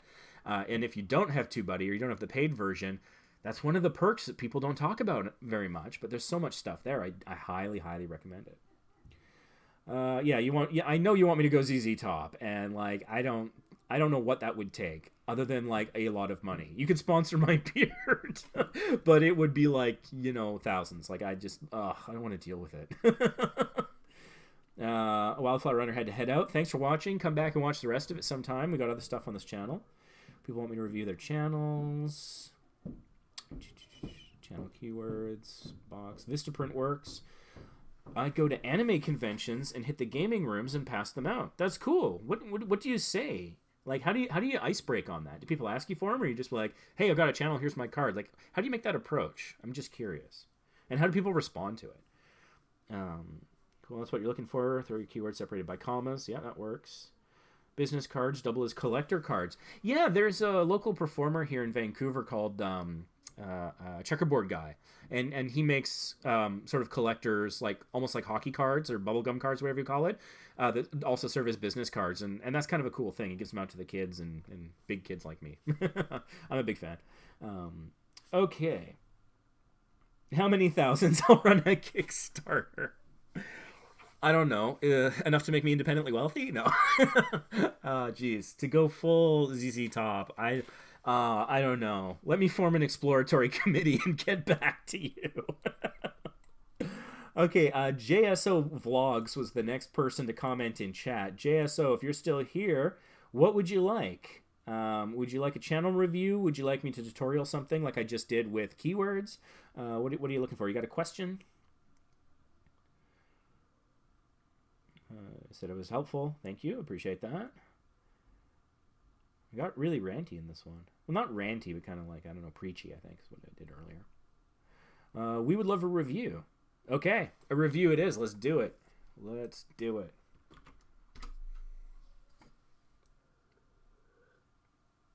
Okay, looks like a pretty young channel. 9 videos, 38 subscribers. So I don't think it's been around super long, but that's okay. Some of the most used tags include family, which makes me think it's a family vlog, which I'm not a big, I just don't watch that kind of stuff, so I'm not sure how super useful I'll be, but we'll see.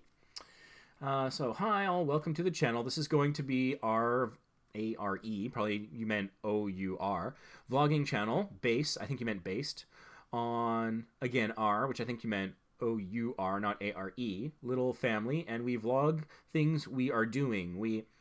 See, you haven't said much there, and you haven't had much in the way of keywords showing up there yet.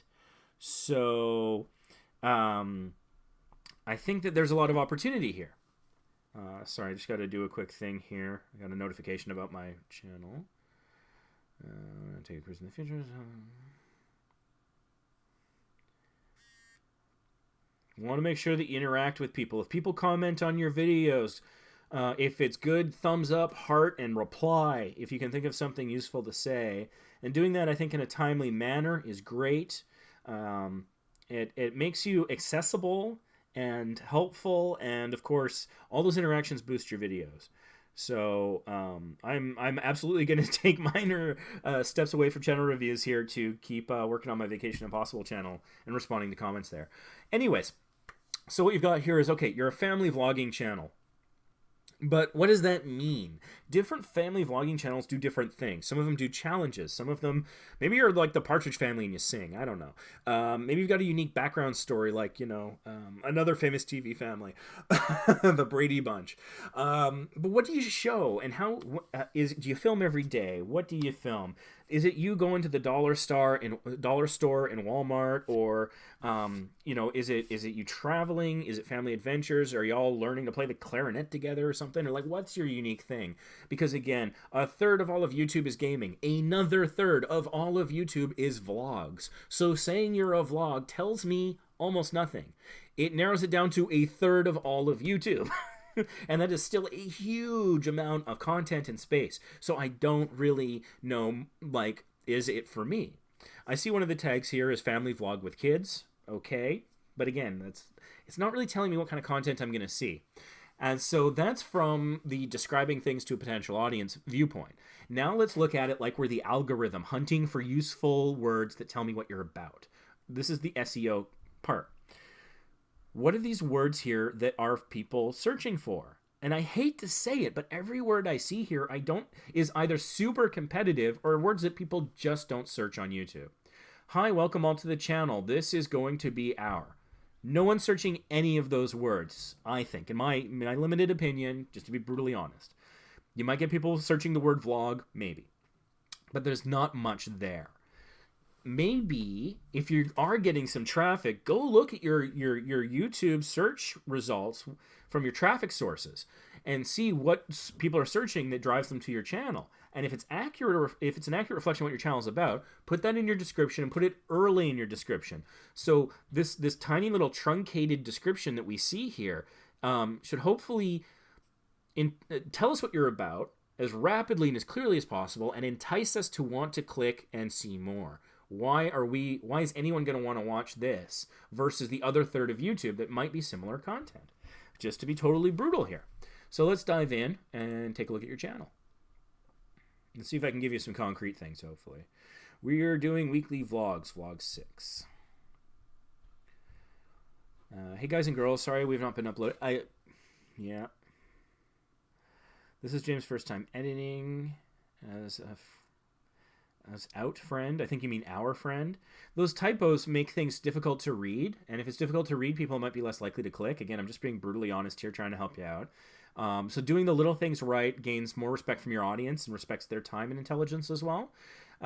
So also, like after journey, there's a period, new sentence begins thank you, but the thank is not capitalized with the T.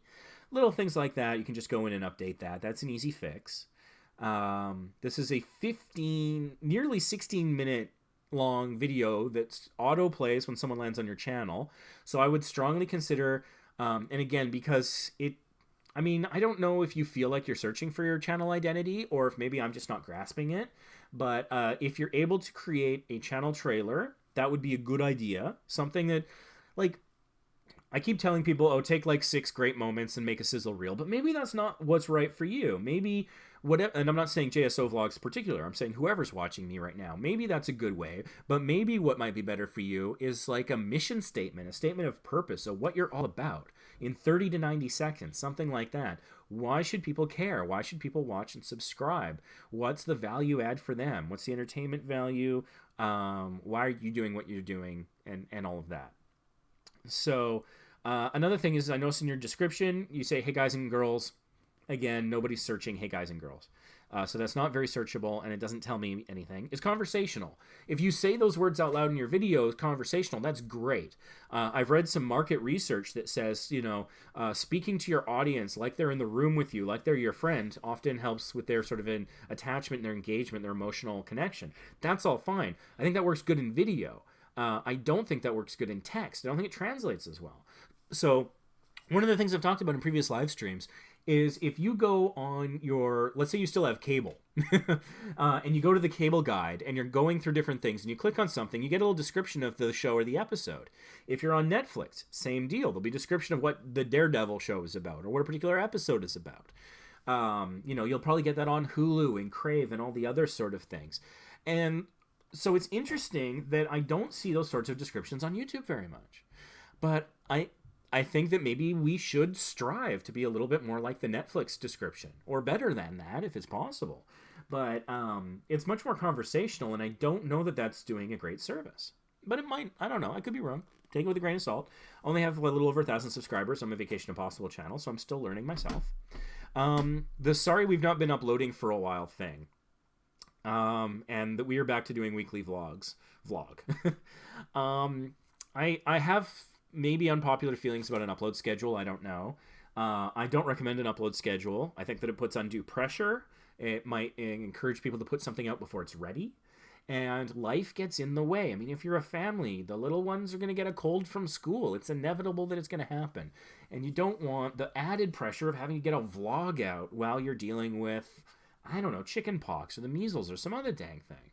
So I would discourage people from having upload schedules, and I can even put it as an alternate tactic if you want. You could accuse me of using this tactic here on this channel. It's just an accurate description of reality. It's not me trying to be tricky or anything. But I don't know when I'm going to go live. I don't know when I'm going to be able to find 90 minutes to do this. I wasn't expecting to be able to go live today. I gave people less than an hour's notice. So if you want to be part of these live streams and you're here, so thank you. And, please keep coming back. I enjoy the conversation. This is fun for me. But if you want to be here for as many of them as possible when they are live, you're going to want to subscribe with notifications on. So I've just given you a value add proposition, if you want to put it in business speak, to why you should subscribe with notifications on to this channel. And it's not like I'm twirling an invisible mustache being like, yes, that's how I will get the subscribers. Yes. It's just the reality. But that's not a bad thing. So, like, for example, I've talked about this before, Cinemassacre does James and Mike Mondays. And so I know that that's on Mondays. So I can go find it. I don't have to be subscribed. I don't have to have notifications prompting me to go to it. I know that if it's Monday and I feel like zoning out and watching other people play games for 20 minutes or more, I'll just go to the Cinemassacre page and watch some James and Mike Mondays. And so by not having an upload schedule, if the people are being motivated and driven by your content, then they have an incentive to subscribe. And if you care about hitting that 1,000 subscribers for monetization, or in this case, 100 subscribers to get your customized channel URL, that's one of the ways that you could potentially drive it. So I think that having an upload schedule can have some challenges with it. And I think that not having an upload schedule can actually have benefits. And it's interesting, people making videos about their upload schedule or if they took a break and things like that. I have some different thoughts about that. And depending on the content that you're making, it probably fits okay in a vlog channel. You're probably okay there. But to my gamers and my travelers and my animators and everything else out there, people who aren't doing vlogs that are about their day-to-day life, I don't know about things like channel update videos because it's kind of like showing how the hot dogs are made. It's talking about the behind-the-scenes stuff. If people are coming to your channel to watch a gaming video and you're talking about the mechanics of behind-the-scenes doing YouTube, that's not why they're there. That's why they go watch video creators or Roberto Blake or Small YouTubers Boost or something. This is about how the hot dogs are made. And that's why they're here, and that's why we give them that. But if your channel is about something else, and then, maybe you feel a sense of obligation to your audience. And that's okay. Try not to put that pressure on yourself is my advice. Oops, somebody's commenting on one of my videos again. Yeah, we like it. I want to give a real quick shout out to Our Resting Place ASMR. This guy has been a great supporter of my Vacation Impossible channel, and I just want to say thank you. Frequently comments. These things do get noticed. And that's one of the things that us as different creators can do to promote our stuff is support other people, put good energy, vibes, support out into the universe, and you're likely to get a good amount back. I keep saying you get what you give, and that's one of the ways you can do that. And so people like John and Our Resting Place ASMR, Toby Creation, a few other people out there, I notice when you click like on my posts. I notice when you comment on my videos, and I do sincerely appreciate it. Also, for example, you want to talk about merch and promoting your channels. I'm wearing right now, right here, my t-shirt from Joel. He is known as Master Moo of the Moo Crew. I won this t-shirt from his channel. I don't even remember how. I think I commented on a video. Didn't know I was entering a contest. I was on a cruise in Puerto Vallarta, and I'm at the mall, and I'm on my Wi-Fi, and I get this Facebook message, hey, you won something. Pick something from our catalog. I'm like, who is that? I feel a little bad about that. But he was true to his word. I said, hey, look, there was a hoodie and a t-shirt that both had this samurai cowl design, which I think is cool, and he sells in his merch shop, so you can go get one. Go find Master Moo with 3 O's. That's how you find him. And so I said, hey, I like the t-shirt or the hoodie with this design. It doesn't matter which. I'm a medium. Here's my address. And so he sent it to me. And so I like this shirt, and I try to wear it whenever I do live streams or podcasts. Because why not? He was supportive of me. I would love to be supportive of him. I've watched some of his vlogs. They're good. They're entertaining. He's got a good on-screen presence. So I'm happy to support things that I believe in that are good content. And that's sort of one of the various ways you can do those sorts of things. So getting back to this, another thing about the upload schedule is invariably life's going to get in the way, and you're going to miss an upload or something, and then it's how do you deal with that? How do you address it? You probably feel an obligation, and I don't know what you think or feel, but if I were trying to put myself in your spot,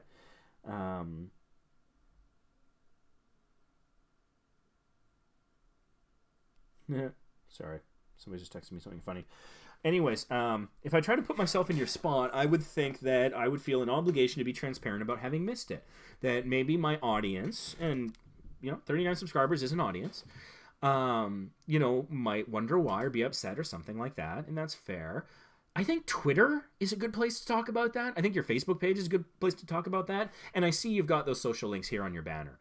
That's better. But in terms of here, I don't know if it's great because, for one thing, you're starting off with sort of an apology on your description of this video. Sorry, we've not been uploading for a while.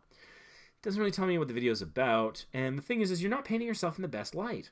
So, we don't have to be total, promoters, for ourselves all the time. But let's not talk negatively about ourselves. That's something I struggle with. All my life, I've struggled with that. I'm high achieving, and I've been ambitious and throughout different things, and I've accomplished things, and I love accomplishing things. But every now and then, someone will come up and congratulate me, and I'll feel a little awkward. It's weird. I've never really been totally comfortable in that moment. I'll think back on it after the fact, and I'll cherish those moments. But in the moment, I'm super uncomfortable, and I don't know what to say or do. And so if you're identifying with any of these things, or even if you're not, I really recommend an author named Andrew Matthews. He wrote a book called Being Happy, which is absolutely amazing for so many different ways. But it really identifies... excuse me. It really identifies some of the things about how we talk about ourselves really can impact our reality and how other people think of us. And so if we're leading with an apology, if we're talking about how we let people down, we're not giving people a reason to stick around. And so if you want to acknowledge things where, whatever, maybe things didn't go as planned, you didn't meet your upload schedule, you didn't make some commitment, Twitter and Facebook is, I think, a good venue for that. I don't think YouTube's the place. Because most people who are probably seeing you on Twitter and Facebook, more so Facebook, they're already fans of yours. And so you're speaking to that specific audience. But what you have here is displaying to brand new viewers. And it's not the greatest first impression. And so as I said earlier, as YouTubers, I think we have to be a little obsessed with first impressions. I notice here that you've got the popular channels module enabled. And there's a couple interesting things going on in there. I noticed the first one looks like to be a family blog, a vlog of some kind. So, but it doesn't say related channels. So YouTube's still getting to know you, the algorithm. Once it gets to know you better, that'll switch to related channels. And you'll probably see things that are more in line with your brand rather than generic BuzzFeed videos. You can also, on the screen, if you go here and you edit it, you can activate a module where you can recommend specific channels, and I highly recommend you do that for a couple of reasons. A big one being is I think the algorithm favors channels that use all the YouTube functions that they can. So show YouTube you're serious by doing all the things you can. And the other thing is it shows the community, whether it's the YouTube community, the vlogging community, or something else, that you support other creators. And I think that gets you goodwill, and I don't think that's a bad thing. As well, and I've talked about this before, but session watch time is a thing. If somebody comes to your video or your channel and watches your video, you get some watch time, you get a view. And then they click on something that's not your channel. That doesn't hurt your channel. I mean, sure, we'd prefer them to keep watching our channel so we get more views and more watch time. But if they go and watch something from another channel, from a recommended video or a related channel on your home page, your channel page, that increases the session watch time. What is session watch time? That is the amount of time that they spend on the platform before they close the browser or go to a different website. So if they watch your video for 15 minutes, and then they spend 2 or 3 hours watching other people's video, you get what I kind of call partial credit for that time, because you're the gateway that brought them onto the platform, and then they stayed there for a while watching tons of ads on other people's channels and videos and things like that, and YouTube loves that. So session watch time is a thing. So if you're referring your viewers to content that's not yours, but that is relevant to them and keeps them engaged on the platform, that actually helps you. Probably helps you more if it's your stuff, but don't take this, and I'm not saying you do, but generally speaking, people, don't take a zero-sum game view of YouTube. We can all succeed together. My success doesn't take anything away from your success and vice versa. Someone else hitting 10,000 subscribers doesn't make my 1,000 subscribers any less meaningful to me. It really shouldn't. At the same time, let's not knock others down. Just because somebody else falls down doesn't mean we get taller. But we can all help lift each other up. So sermon over on that point, but just trying to stay positive, I think, is a good thing, because that's what a lot of people go for. And hey, people like rants too and angry things as well. But yeah, that's just some of my thoughts there. So you've got some uploads. I like that thumbnail there of the kid golfing. That's really cute. I like that. And you got created playlists, plural. Looks like there's 3 there, so that's fine. I'd recommend a popular uploads line. I always recommend this. That way people can see what you have that is watched the most. It might be misrepresented unintentionally as your best product, but it's also the stuff that people have watched the most. So there's got to be something to it. So if other people watched it, maybe the people who landed on your page here are good. Follow the family on our weekly adventures. So, okay, that's interesting. Depending on how this displays, that text in your banner doesn't necessarily appear. Right? Like I can make it disappear that way. But that's useful because I know it's about a family and it is weekly adventures, although I'm not fond of an upload schedule myself personally. I like the design aesthetic of the JSO vlogs. I like the color and the text and all of that. I think it looks really good.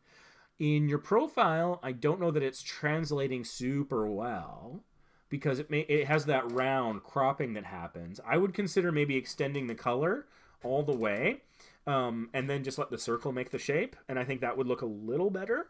In terms of your banner, some stuff on either side. I mean, I like a clean design aesthetic, so you might not want to do this, but if there's a background image or little semi-transparent things that you could put up that might give us a clue about what your channel's about. If you could go into that crazy 3-year-old golf video thumbnail and maybe crop out the kid and have the kid there, that could be good. That could add some context. I think it's a great picture. So that's that. Let's take a look at the Channelytics, care of TubeBuddy. I suspect I'll be ending the live stream soonish, but I'm not sure. And again, if you have TubeBuddy and you're trying to do Channelytics and the subscriber count doesn't load, just quickly switch to views and then back to subscribers, and then it will appear. Little troubleshooting tip for you there. Okay, so you got 1,000 views, 9 videos, 39 subscribers. It's interesting. You have Facebook pages plural, which is interesting. Is it actually plural, or is that S not meant to be there? And you got Twitter, that's good. Follow our journey as a tag. Check your, I would check your traffic sources to see if that's getting you any traffic. I honestly, that is a single word. I'd be kind of surprised if it's driving traffic for you. If it is, keep it. But if it's not, you might want to replace it with something else. Family vlogs, vlog, family fun, days out, our day, kids, family friendly. That's all fine. If there's a particular subject you focus in on, you could also mention that. So let's see what's going on with your subscriber count. You've been getting some pretty steady subscriber growth throughout December, so that's good. Let's check out your view count. Okay. Not a whole lot of information to go on there. And it's interesting. So you had 2 days where you had a back-to-back video early in December, and that seems to have promoted some consistent subscriber growth throughout the rest of the month. So that's interesting. So what does that tell you? Again, content is king. If you can get 2 videos out, maybe back to back, maybe you can continue to kick off or accelerate subscriber growth like this. Just a thought. Let's check the About page. You're in the UK. You don't have your email. I recommend adding your email here where it's masked so the bots can't get it, but the potential sponsors could. I mean, if you wanted to do unboxings or something like that, or maybe if there was like a local amusement park or something that they wanted to have you come and review their stuff if you got really big, or even if not, maybe they just think your content's like on brand for them. Have a way for them to reach out to you professionally, and I think an email is a good way of doing that. You have hashtags in the description here, but hashtags and channel descriptions don't operate as hashtags. So I would probably remove the hashtags. You can use those hashtags in your videos. The first 3 hashtags in your description will appear as blue linked things in the video. So do that at the video level, but I wouldn't do it in the channel description. And I would add another paragraph or 2, one giving examples of the kind of content you create so people know what it is, and another paragraph about why you're doing it. And I've already, I think, talked at length about the whys. So there we go. I'm going to get back into chat here.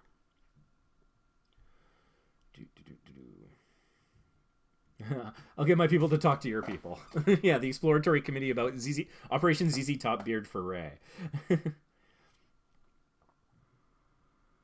I guess it doesn't help that I'm dyslexic and not great at spelling.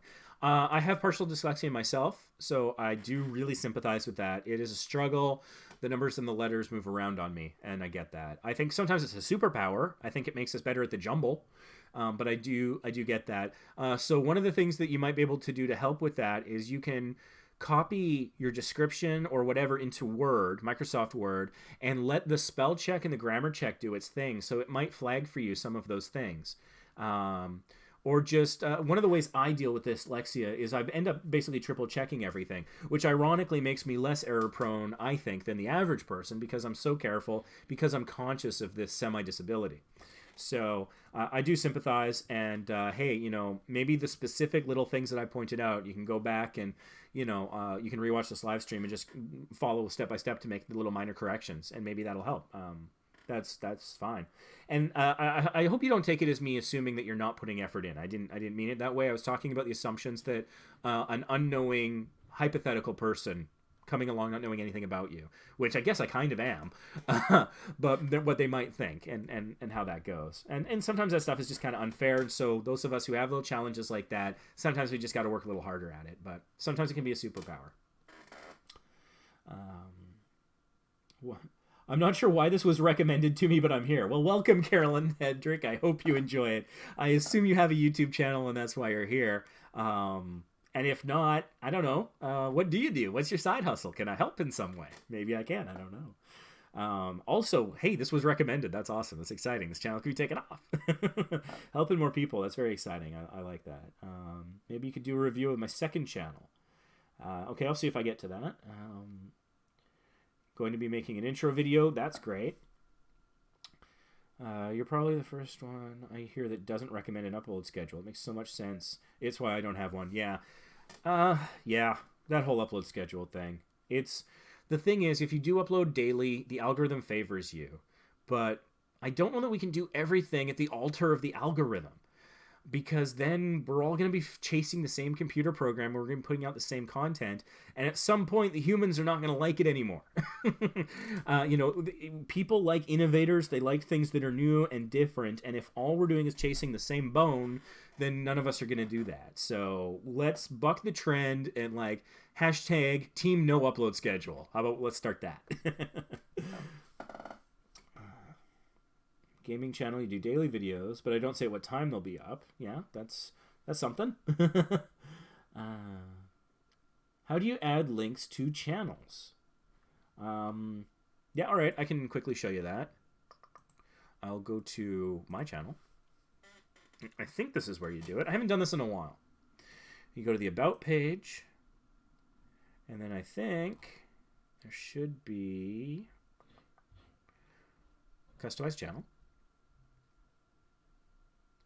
Then you can go down here to where the links are, and on the right-hand side, there's the pencil. You click on that. You click on that, and boom, there you go. There is how you can add your social links. And so you can pick how many you want to display on your channel art, and then you can indicate sort of what they are, and then have the URL. And so here's a look for how you can format them. So some of you might be having challenges formatting your Twitter URL or your Instagram URL properly, that it shows the icon up here. So this is how you do it. Throw in the http://, and then, the rest from there. But that is how you do it. Hopefully that makes good sense. If it doesn't, let me know. I'm going to cancel that edit because I'm not going to make changes. So I think that's working okay for me. But there you go. Super quick tutorial. And, these things, it's like you just need somebody to show you for 2 seconds. You guys are all smart enough to figure this out. If somebody says it's common sense, and they don't answer your question, ignore them. They're not helping you. They're just talking down to you, making themselves look good in their mind.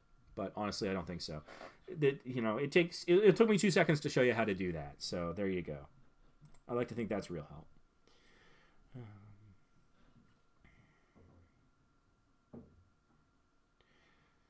John likes to dress himself with merch from other YouTubers. Well, perhaps I need... Oh, and somebody said Gazoon Thank you, RTASMR.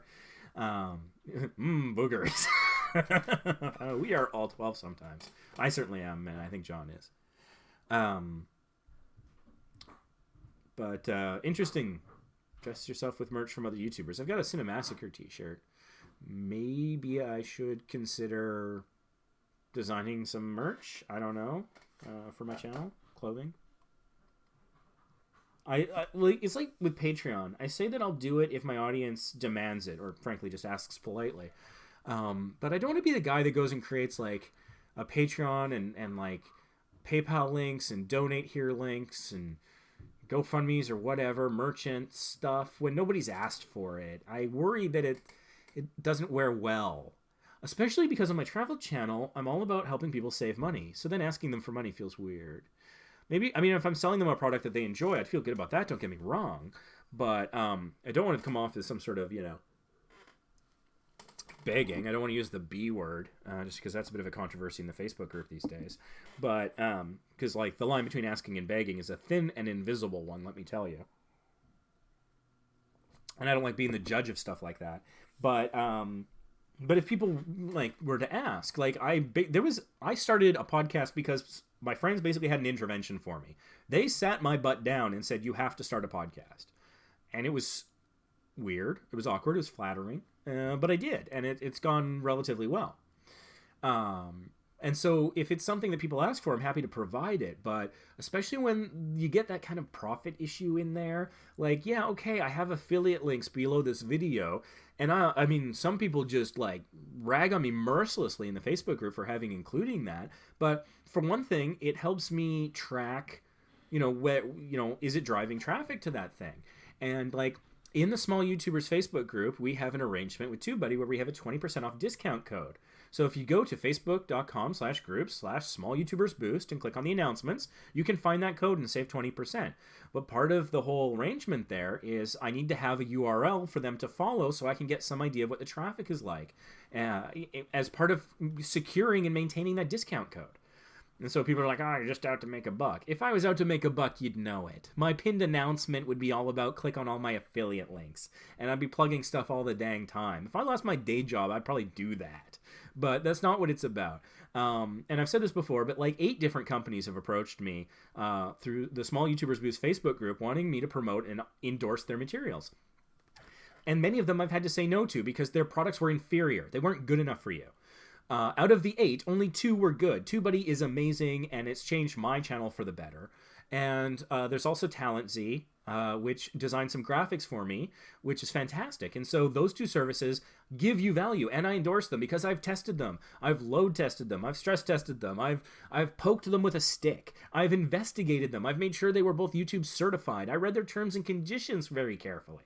So, like, I'm not doing this to make money. If I was doing this to make money, you would know. I would be charging you guys for channel reviews, and I would set up a PayPal link and it'd be like, yeah, send me $2 with your URL, and that's how you get your channel reviewed. If that's what this was all about, it would look something like that.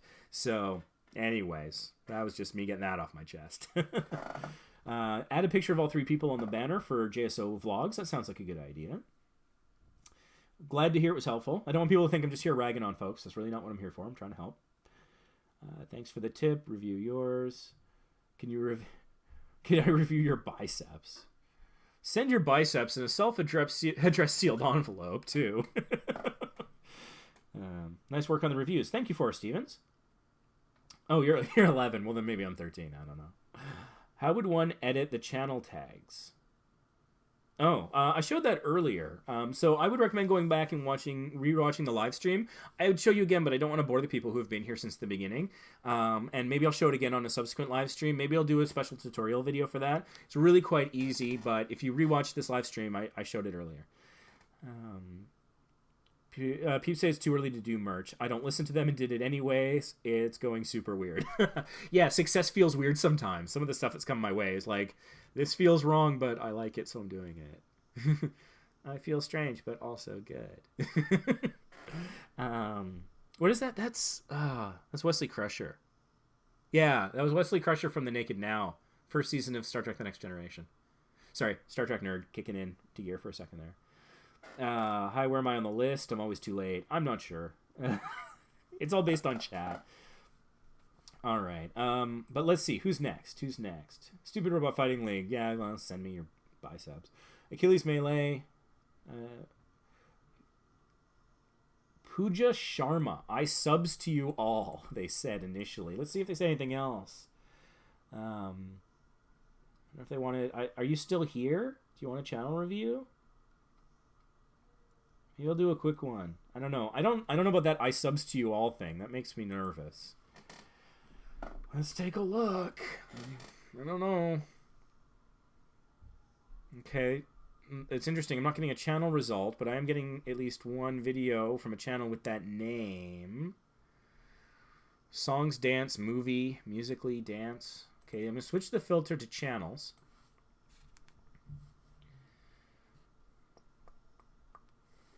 Let's see here. Not sure which person this is. Let me just check the chat again to see if I can match up their logo. This looks like a person in a red dress. Standing side. I'm not sure I'm gonna be able to find this person because they were standing in profile. No, I don't think this is happening. If you're still here, let me know. Yeah, your channel name is kind of problematic. It looks really competitive, oddly. I'm just going to move on to the next person. Flash Pro Gamer, are you still around? Would you like a channel review, a tutorial, a question answered? Any help for my gaming channel, please? I know you're amazing. Please and thank you. That's very nice of you to say. I'm not sure I agree. A little self-deprecating humor goes a long way, I find. But, you know, that's the thing I was talking about, being happy in Andrew Matthews. One of the things that his book talks about and really resonated with me is how to accept compliments. And the way that he explains it in the book that resonated with me as a young teenager when I first encountered it in the early 90s was a compliment is like a gift, and it's rude to refuse a gift. So if someone's trying to give you a compliment and you say, oh, it was really nothing, or somebody else did all the work, or it's a team effort, you can do some of that if you want to share the credit, and rightly so, to give credit to people who helped, that's fine. But don't straight out refuse the gift. Don't be difficult in that particular way. So that's just some advice, but I do highly recommend Being Happy. It's a fantastic book, and it can change your life. It talks about patterns, like how people often find themselves in patterns, like the I'm always broke pattern. That's not one for me. But being aware of your pattern and trying to maybe change your pattern is how you make it better. So, like, for example, one of the patterns that some people have is like, no matter what I do, I end up making money. That's a cool pattern. Oftentimes I feel like my pattern is whatever I do, I end up in some sort of leadership position. I find that, and I find that rewarding. I really like, helping people out and, mentoring folk and stuff, as hopefully you can tell. So, searching for Flash Pro Gamer. Here's YouTube thinking I meant, pro gamer or programmer. So that's interesting. But I don't think it actually changed the results on me for that. So that's good. Some of the most used tags, according to my TubeBuddy browser plugin, includes Fortnite, PS4 Share, which I think is an automatic thing from uploading from a PlayStation 4, which is the next thing, along with Sony Interactive Entertainment. So I'm guessing this is going to be a gamer who's uploading gameplay footage directly from their PS4 of games like Fortnite. That's my guess. So I see here that there's a video and 3 different channels. I recognize this icon from the chat, so I know it's this person, but I am a little concerned about your name because it is a kind of generic. But it's interesting because the search volume is relatively high and the competition's relatively low. TubeBuddy says it's very good with a score of 74 out of 100. So, while I have concerns, TubeBuddy thinks you're doing well, so maybe believe them. I don't know. I love playing games on PC. I'm like a pro gamer, is the description. There's not much there. I think you could flush that out a lot. I think you should capitalize that I and also PC because that is an acronym.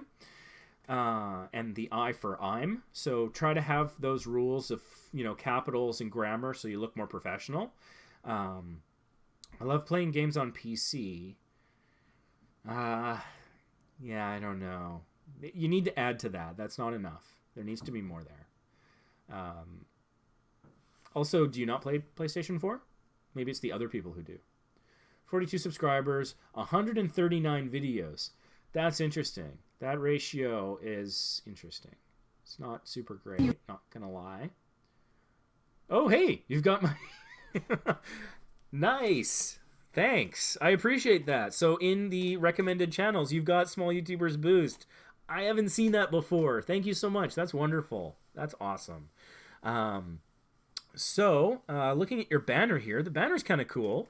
It gives me a pretty good sense of what your channel's about. I like the crisp image and sort of like how it pops against the background. That Batman looks pretty amazing, and the tank and all of it. That's cool. There's some interesting things going on here, though. It doesn't include your name, but includes the name of the game Grand Theft Auto 5. It says the word subscribe, but because it's a part of the graphic, that's not a clickable link, and there's a clickable link right down here. But I noticed that there's a URL here, ytgraphics.com. So I'm thinking that is a website that did this for you. So you might not have the Photoshop file or whatever that you can edit there. I'm not sure. If you were to in some way be able to edit this, I would drop the graphics.com. I'd drop the subscribe. I don't know, if you keep Grand Theft Auto, I would also include the name of at least 1 or 2 other games you play, like I see you do Sims 4, for example. And I would put your channel name in there somewhere. I also see that you don't have any social links, so I've said it before and I'll say it again. Sign up for Twitter and plug it into your YouTube. There's more information about that in a separate video here on this channel, and I talked about it earlier in the live stream. I talk about it in every live stream. At the very least, get Twitter. So you've got a video serving as your channel trailer. It's nearly 17 minutes long. That's pretty long. So what I would recommend is create a highlight reel. As a gamer, there's, it says here, let's transform 2 scrap cars to super something. What if you just took the moment of transformation or the funny or the best 30, 60, 90 seconds of this video and made that your channel trailer? That would be enough. I don't know why you have all these 4 slashes after the name of the game. because that's just pushing your title such that it gets cut off. So if you're trying to do like a formatting separation thing, that's fine, but maybe just use 1/4/, not the like 5 or so that you've got here. Again, capitalize the I'm. I'm gonna today to custom 2 bad cars to be supercars. Watch to the end, you gonna surprise. I'm sorry, that is poor English, just to be brutally honest. If English is not your first language, then that's understandable. But I have trouble comprehending it, even. So if it's like, I'm gonna customize 2 bad cars and turn them into supercars.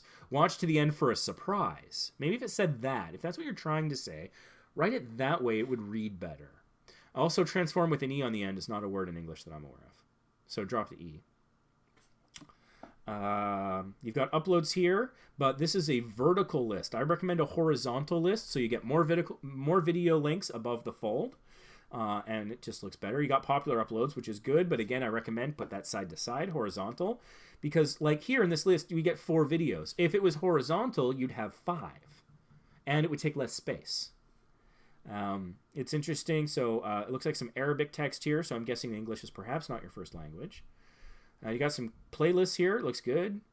Teenage Mutant Ninja Turtles, Far Cry 4, Sims 4. You do live streams. That's cool. So this is looking all right in those regards. Let's take a look at your Channelytics.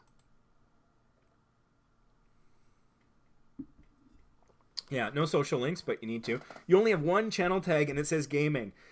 This is the thing with gaming channels. It's frustrating as a channel reviewer, but it also means it's a good opportunity because a lot of people are doing this. So if you do better than this, then you've got a competitive advantage over the competition. I'm just going to refresh this here.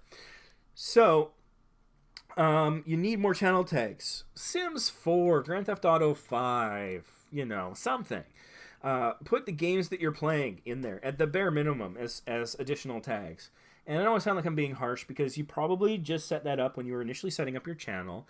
And YouTube doesn't do a good job about reminding you of it. They don't talk about it in their creator videos and stuff like that. So it's totally understandable why people, kind of don't maintain or do much with their channel tags. But that means there's an opportunity for those of us who do to perhaps get a competitive advantage. So let's see what's going on with the channel. It doesn't look like there have been any subscribers in the last month. No views in the last month. No new videos in the last month. So, I mean, more than anything else, content is king. You got to make video. Oh wait, that's weird. This is 2 weeks ago. It looks like you had 3 videos out in the last month. Maybe it's just not being picked up by the Channelytics for some reason. That's strange. I don't know what's happening there. That is weird. Okay, you know what? We're going to do something a little different here. I'm going to capture your... Actually, you know what? I'm going to capture your URL on my clipboard. And we're going to Social Blade.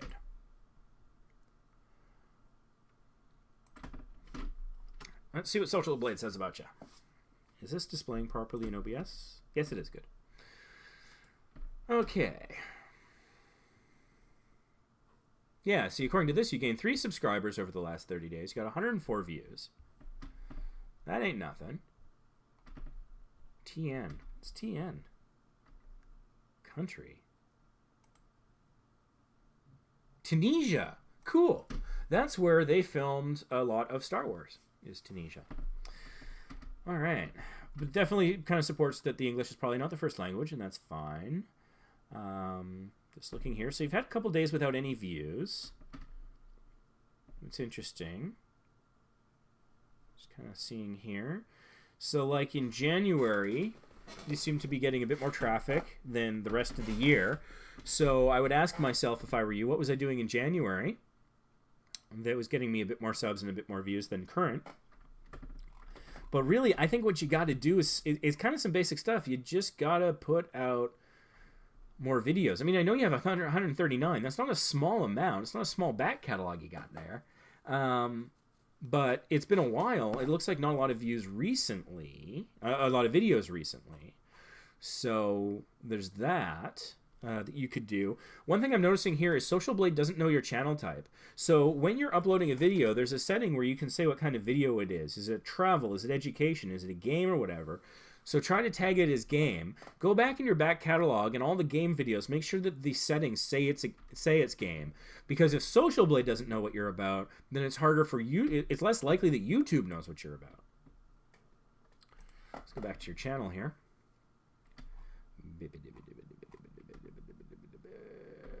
About page. So yeah, some social links would be good. I edit with Vegas Pro 15 and Filmora Wondershare. I also have Adobe Premiere. If you love gaming, join the Boss Army. All you two had to do was follow the damn train, CJ. That doesn't... Yeah. So again, your description here is talking about the software you're using to edit. If your video's not about... If your channel's not about editing, then I don't think this is something that people care a whole lot about. They don't care how you get there, how you make the video. They don't care how the hot dog is made. They care what the hot dog tastes like and is it healthy for them. So I would rewrite your description. I mean, continue mentioning that you're playing games on PC. That's good. But I don't think you need to mention what you're using to edit unless you do videos on that subject. And instead talk about what kind of content you produce. You know, Grand Theft Auto and Batman and Sims and stuff. Mention those three or some other three. Or whatever, and say what kind of content you produce. Is it a long play? Is it a review? Is it comedic whatever? Is it, you know, epic kills or funny moments or glitches or fails or whatever? And then I think you'll do a little bit better there with that. I don't know that I have much more useful to say there. I'm just going to get caught up on chat again.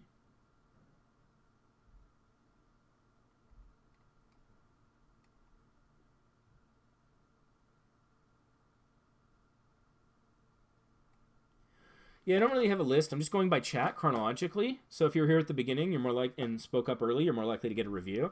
I'm not sure how much longer I'm going for. I might have to cut this short at any time. So let's see. Gentle Manual. Are you still around? Would you like a channel review, a tutorial? Do you have a question? Oh, right. I think I reviewed you before. Were you the style guy, like the men's fashion? Is that...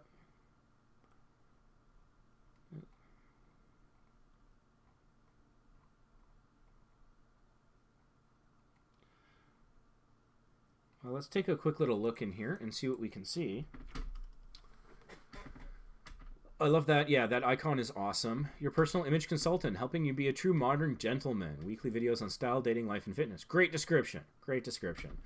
Strong thumbnail game here. This is interesting. This looks like there's a... Follow us for more at...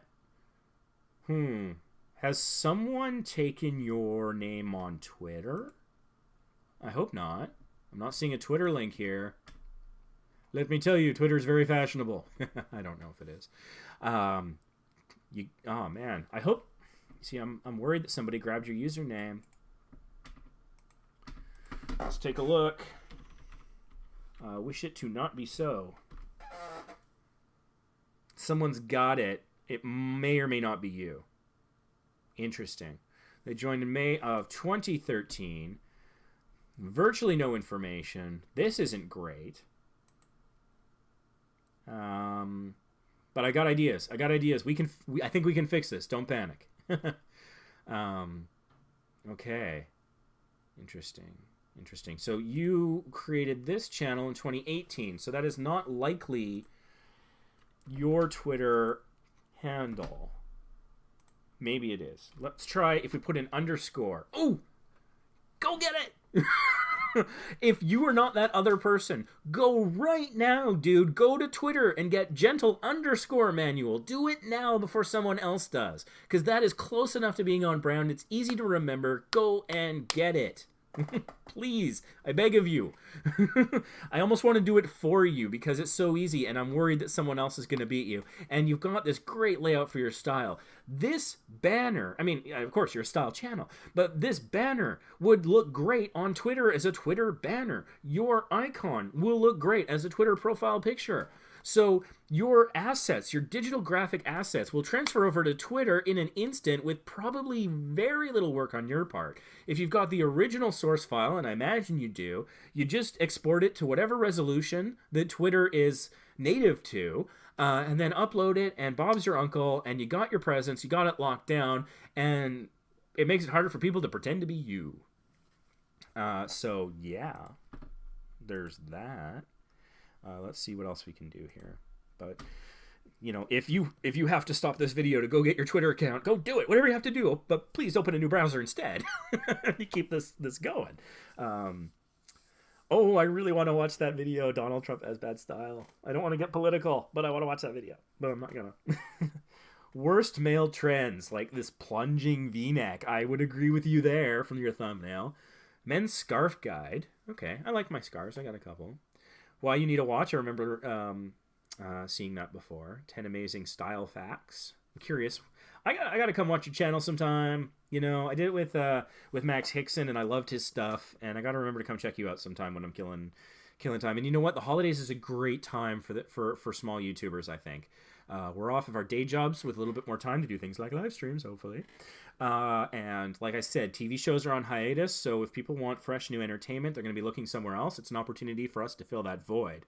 And like even the news, everything kind of slows down and stops. So if you wanted to watch the latest, even people like Rachel Maddow or whoever, they're probably on breaks too. So, yeah. And also, for those of you in Canada, perhaps the Commonwealth, there's Boxing Day coming. If you don't know what Boxing Day is, December 26th is like Canada's Black Friday. So it is when there are tons of sales to store clear out their inventory at the end of the year. And a big part of it is that, people get gift certificate, gift cards, and cash for Christmas. And so these are the retailers going out trying to get them to spend that. It doesn't look good for the financial books of a retailer to have a lot of gift cards out there because that's a liability that they could have to honor at any time. So their books look healthier if those things have been used. So it helps their Q3 reporting or their end of year reporting. So there's just a lot of good reasons for it. And also it's just the psychology of I didn't get, I don't know, maybe if I don't get the noise canceling headphones that I would really want for Christmas to help me with my editing, maybe I'll go buy them on Boxing Day for myself. And so that's a good time for this kind of content because a lot of like fashion retailers are going to be having Boxing Day sales in Canada.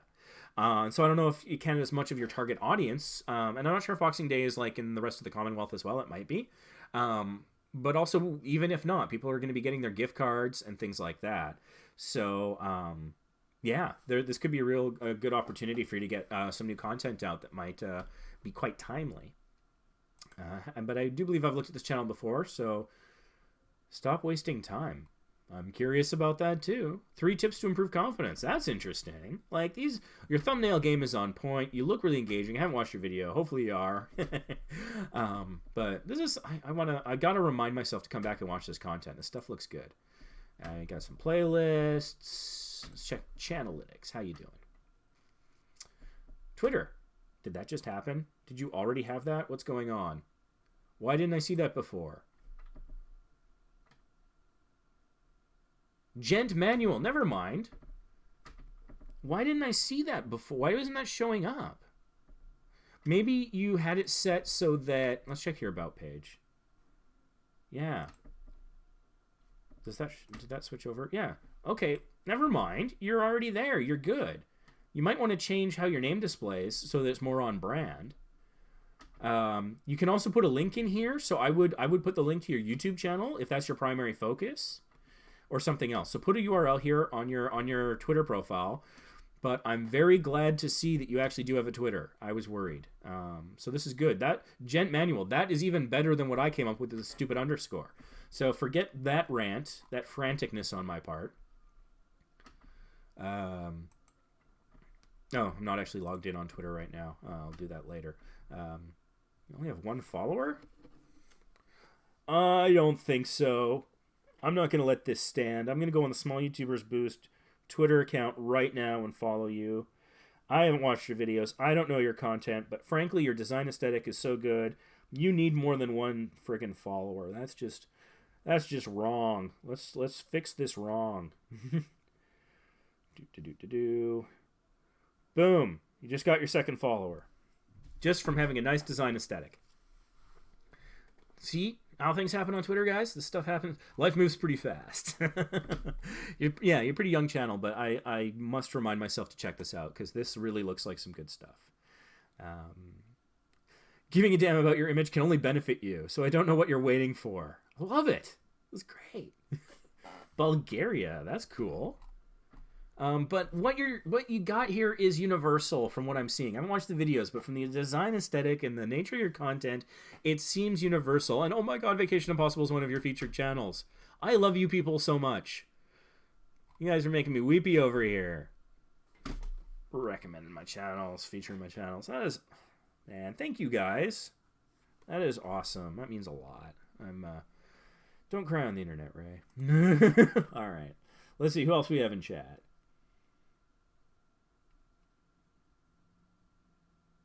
In the Netherlands, everybody is going to IKEA on Boxing Day. Is that a joke about IKEA and the Netherlands? Or is... Actually, I don't know what that message retracted business is there, Flash Pro Gamer. Yeah, there must be an automated thing. That isn't me. Hey, DJ Talks, welcome back again. And Austria, too. You're in chat. That's cool. So anyways, yeah, Boxing Day.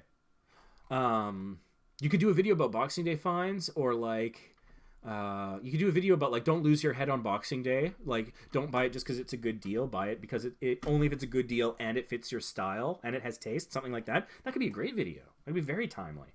You don't have a lot of time to get it together, mind you, and it's the holidays, so like don't push your family aside to do that. But hey, I'm super glad that you're on Twitter. Wildflower Runner.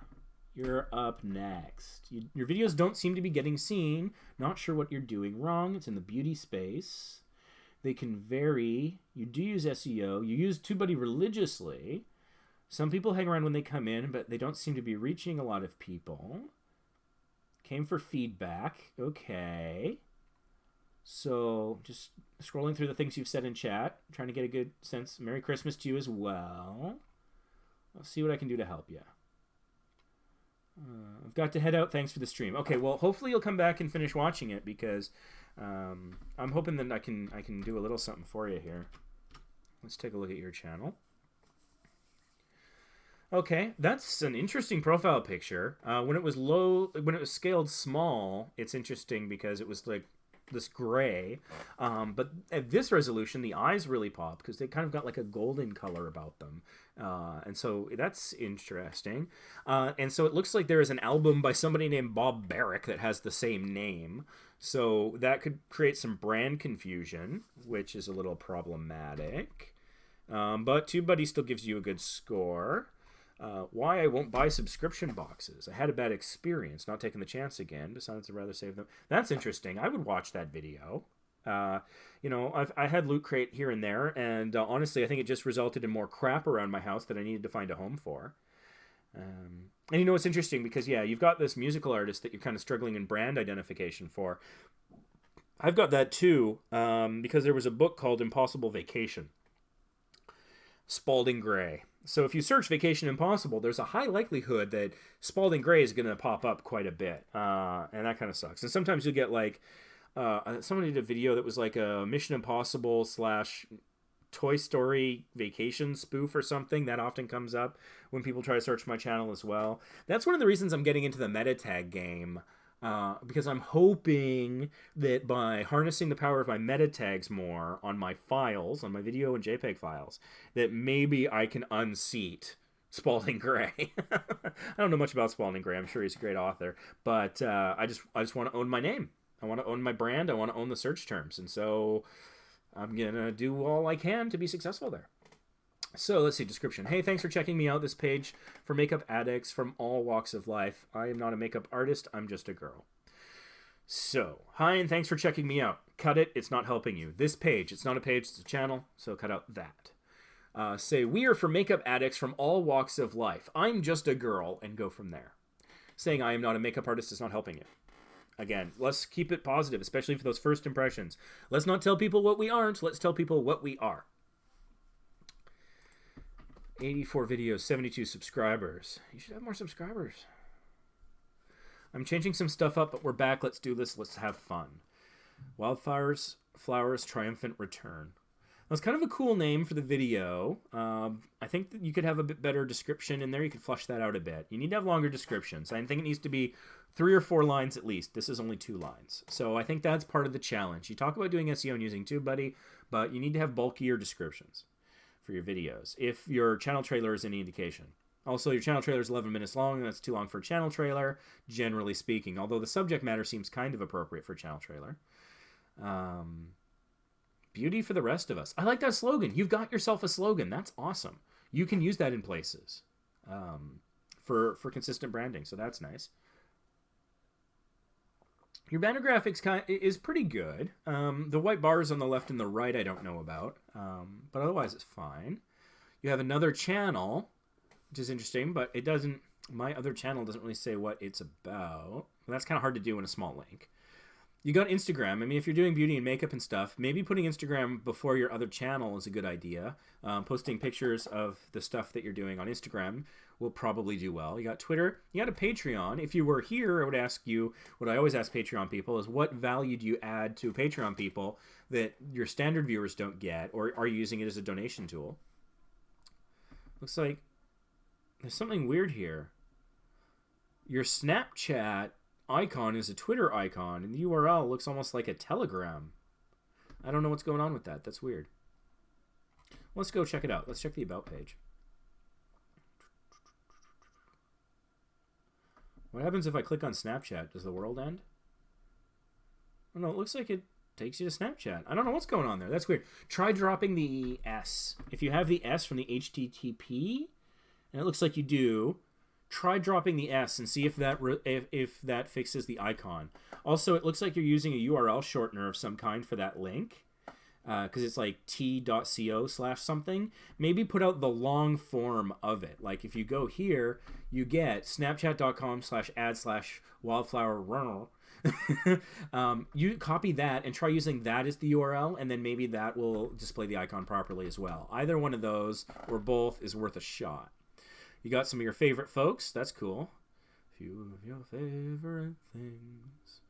And this is still set to popular channels, so YouTube still got to get to know you a bit. I want to focus on makeup on a budget. Move it to the top. Say makeup for a budget for makeup addicts from all walks of life. Start with makeup on a budget. Right there. That in 4 words tell people what you're about. Put it at the beginning of your description, and you shall rule the land. I don't know about that, but remember to remember me when you're famous. You got your email address there, appropriately masked. That's good. You got those links. You're in the United States. Everything's fine there. Oh, right. Actually, I want to go back to channel layout. So you got popular uploads, you got uploads, and you have some created playlists. Those playlists look a little thin in terms, like this has got 5 and 10 videos, but this one has 1, 1, and 2. Let's look at those playlists.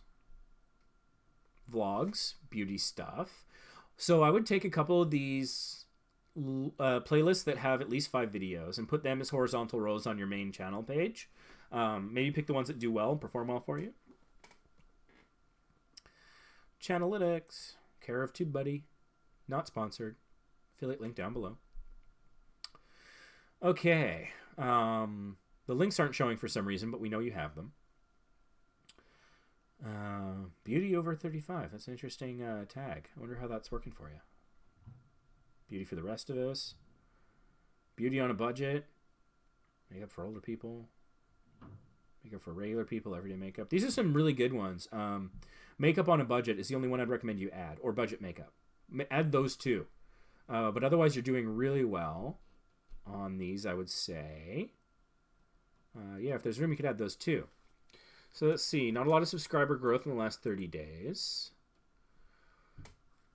Consistent viewership, it seems like. What about video output? Well, you did the 2 video in 1 day thing, which is not what I would recommend necessarily. So it's a little tricky to say, you know, I really am thinking that it's bulking up your video descriptions is probably, if anything's holding you back, that's probably it. Yeah, that would be my guess. Let's see here. You know what? I'm actually going to look at one of your videos. Sure, let's just go for this one. Just because I want to use the Videolytics tool. New intro coming soon, or new intro coming soon-ish. Again, I don't...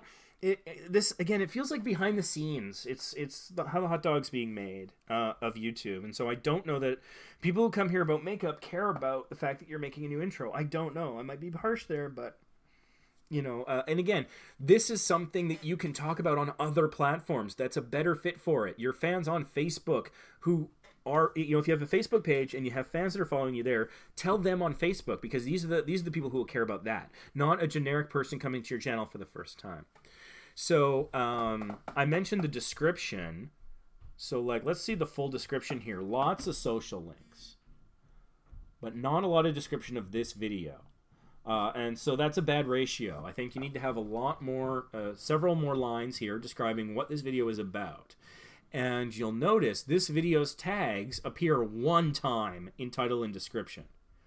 And here's the tags. This doesn't look like you're maxing out your tags, but you've got TubeBuddy. TubeBuddy can suggest tags for you. Use those suggestions. Add more tags. You should be maxing out. If you don't have at least 400 characters worth of tags, then you're not really trying. I'm sorry to sound harsh, but especially if you got TubeBuddy, even if it's just the free version with its 3 free tags every time you refresh, just get in there, do that. Use TubeBuddy to go search a similar kind of video. Use TubeBuddy to use the Videolytics to see what tags they use if you need inspiration for tags. Try that. There's not a lot. If you know about TubeBuddy, there's no good excuse not to have a full range of tags set for each video. So there's that. Let's see how these tags are ranking. None of them are ranking. That's understandable. It's pretty popular. But again, these tags are not in the description and they're not in the title. So if the tags appeared in the description as well, then you're more likely to rank. And if a few of them could somehow be in the title as well, then that would be even better. And if you say these things out loud in the video and you caption the video, that would even further help you. So also I'm noticing there's no likes on Facebook that this has received.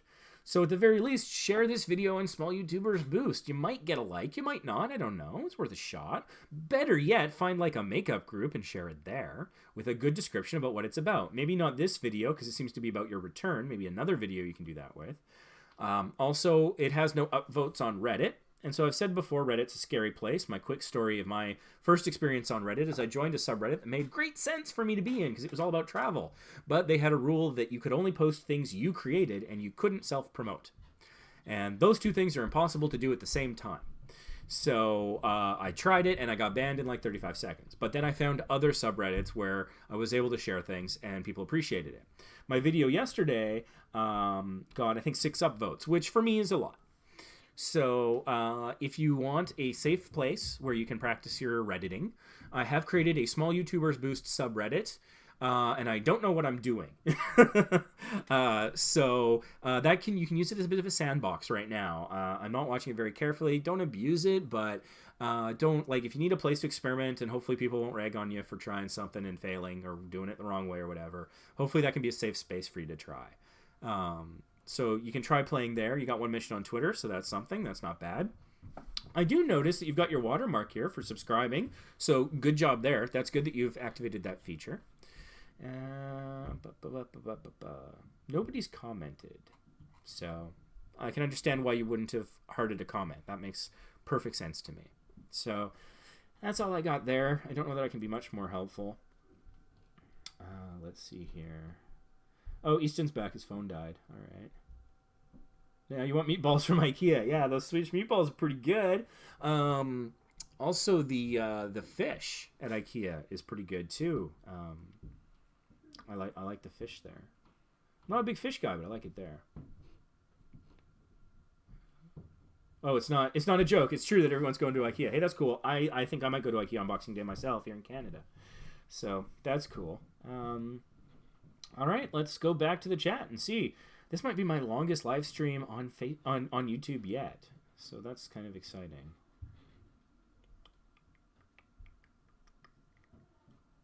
Stacy Gardner, are you still around? Would you like a channel review? Would you like a question, a tutorial? What do you got?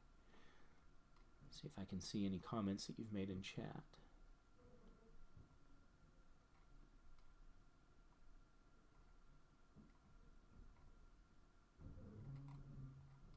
Not seeing any. Oh, wait, hold on. How would one edit their channel tags? Okay, I showed that.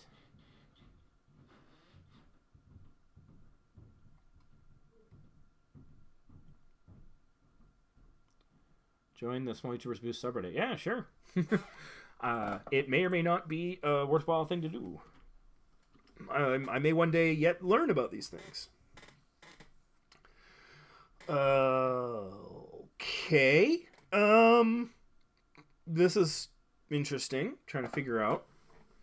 So it looks like the picture for Stacy. Let me just try to get the right one here. Yeah. Okay. Just this first result. Although my eyes are more drawn to here, but that's just.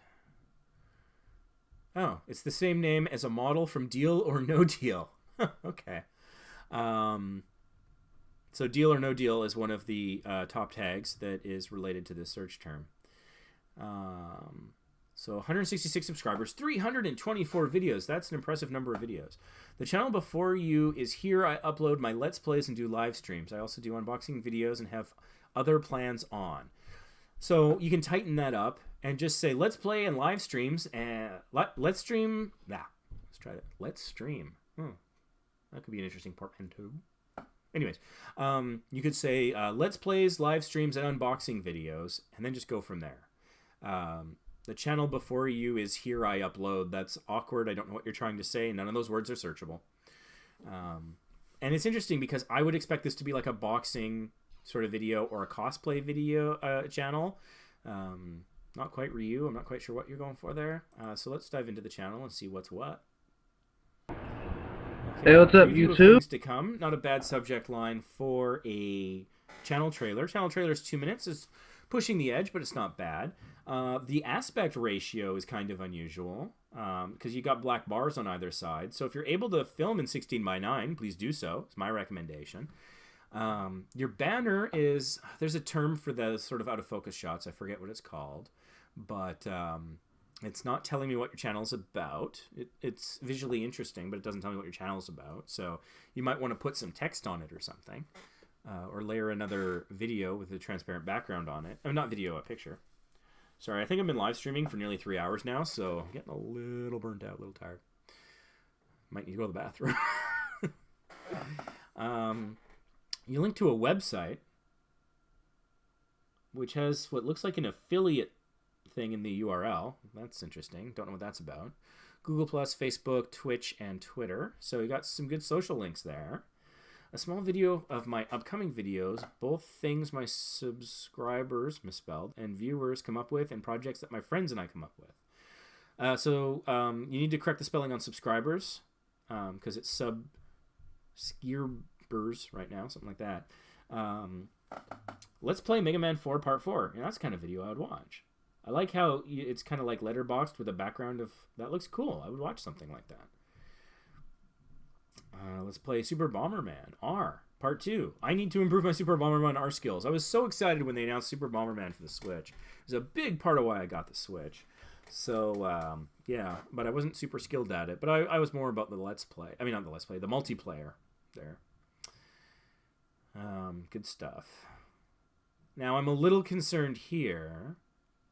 Oh, no, wait, this isn't from your channel. Okay, that's fine. Because there's some Whose Line Is It Anyway stuff here, but that's not your channel. But it also doesn't look like it's an official channel. I would lose this, honestly. You're hosting links to content that I don't think you or the other person owns. Favorite videos, I would probably not include either. Just because it gets into the whole thing of like, oh, then people would really want you to like their video. So it appears here and stuff. You're driving people away from your channel. And I know I was talking about session watch time earlier, but I mean, really, this is not the place for it. This is the place where you want to put your best content. And then you got video game walkthroughs. So good stuff in favorite videos. I would remove that. And I would add at the very bottom popular uploads. That's how I would tweak this layout here. Where's my Channelytics? Why is that not appearing? That's weird. There it is. Location. So you do unboxings. So you might want to include your email in a way that they click to get access to the email. Because what if there's like a small time Loot Crate competitor that wants to send you something? Or maybe Loot Crate wants to sponsor you one day. Have a professional way that they can reach you, and email is a good way to do that. Elemental King. I don't know what that is. Process of Elimination tells me that's your Twitch handle. Okay. You joined YouTube in 2006. So did I. We can be YouTube joiner buddies. Let's do some channelytics, and then I think I'm probably going to bring this broadcast to a close. Because I'm running it on empty. I'm getting kind of tired here. All right, so I got a couple of subscribers there. So you've had some view growth since starting on December 15th. So what have you been doing different since December 15th? Well, look at that. You got a video up on December 16th. 2 videos on December 16th. So, I mean, the key here is just uploading content. Again, I say don't do more than 1 a day. So that you don't have these 0 days. You have a steady thing, and the algorithm builds that way. Your channel tags, I think you need to build in some more stuff. There's Mega Man 4. Mega Man 4 Let's Play. Mega Man 4 long play. No, that wasn't really a long play. It was like a 7-minute video. But you should have some. You gotta put in more channel tags. That is what I recommend there. So I'm just gonna get caught up on chat, and then I think I'm gonna wrap things up.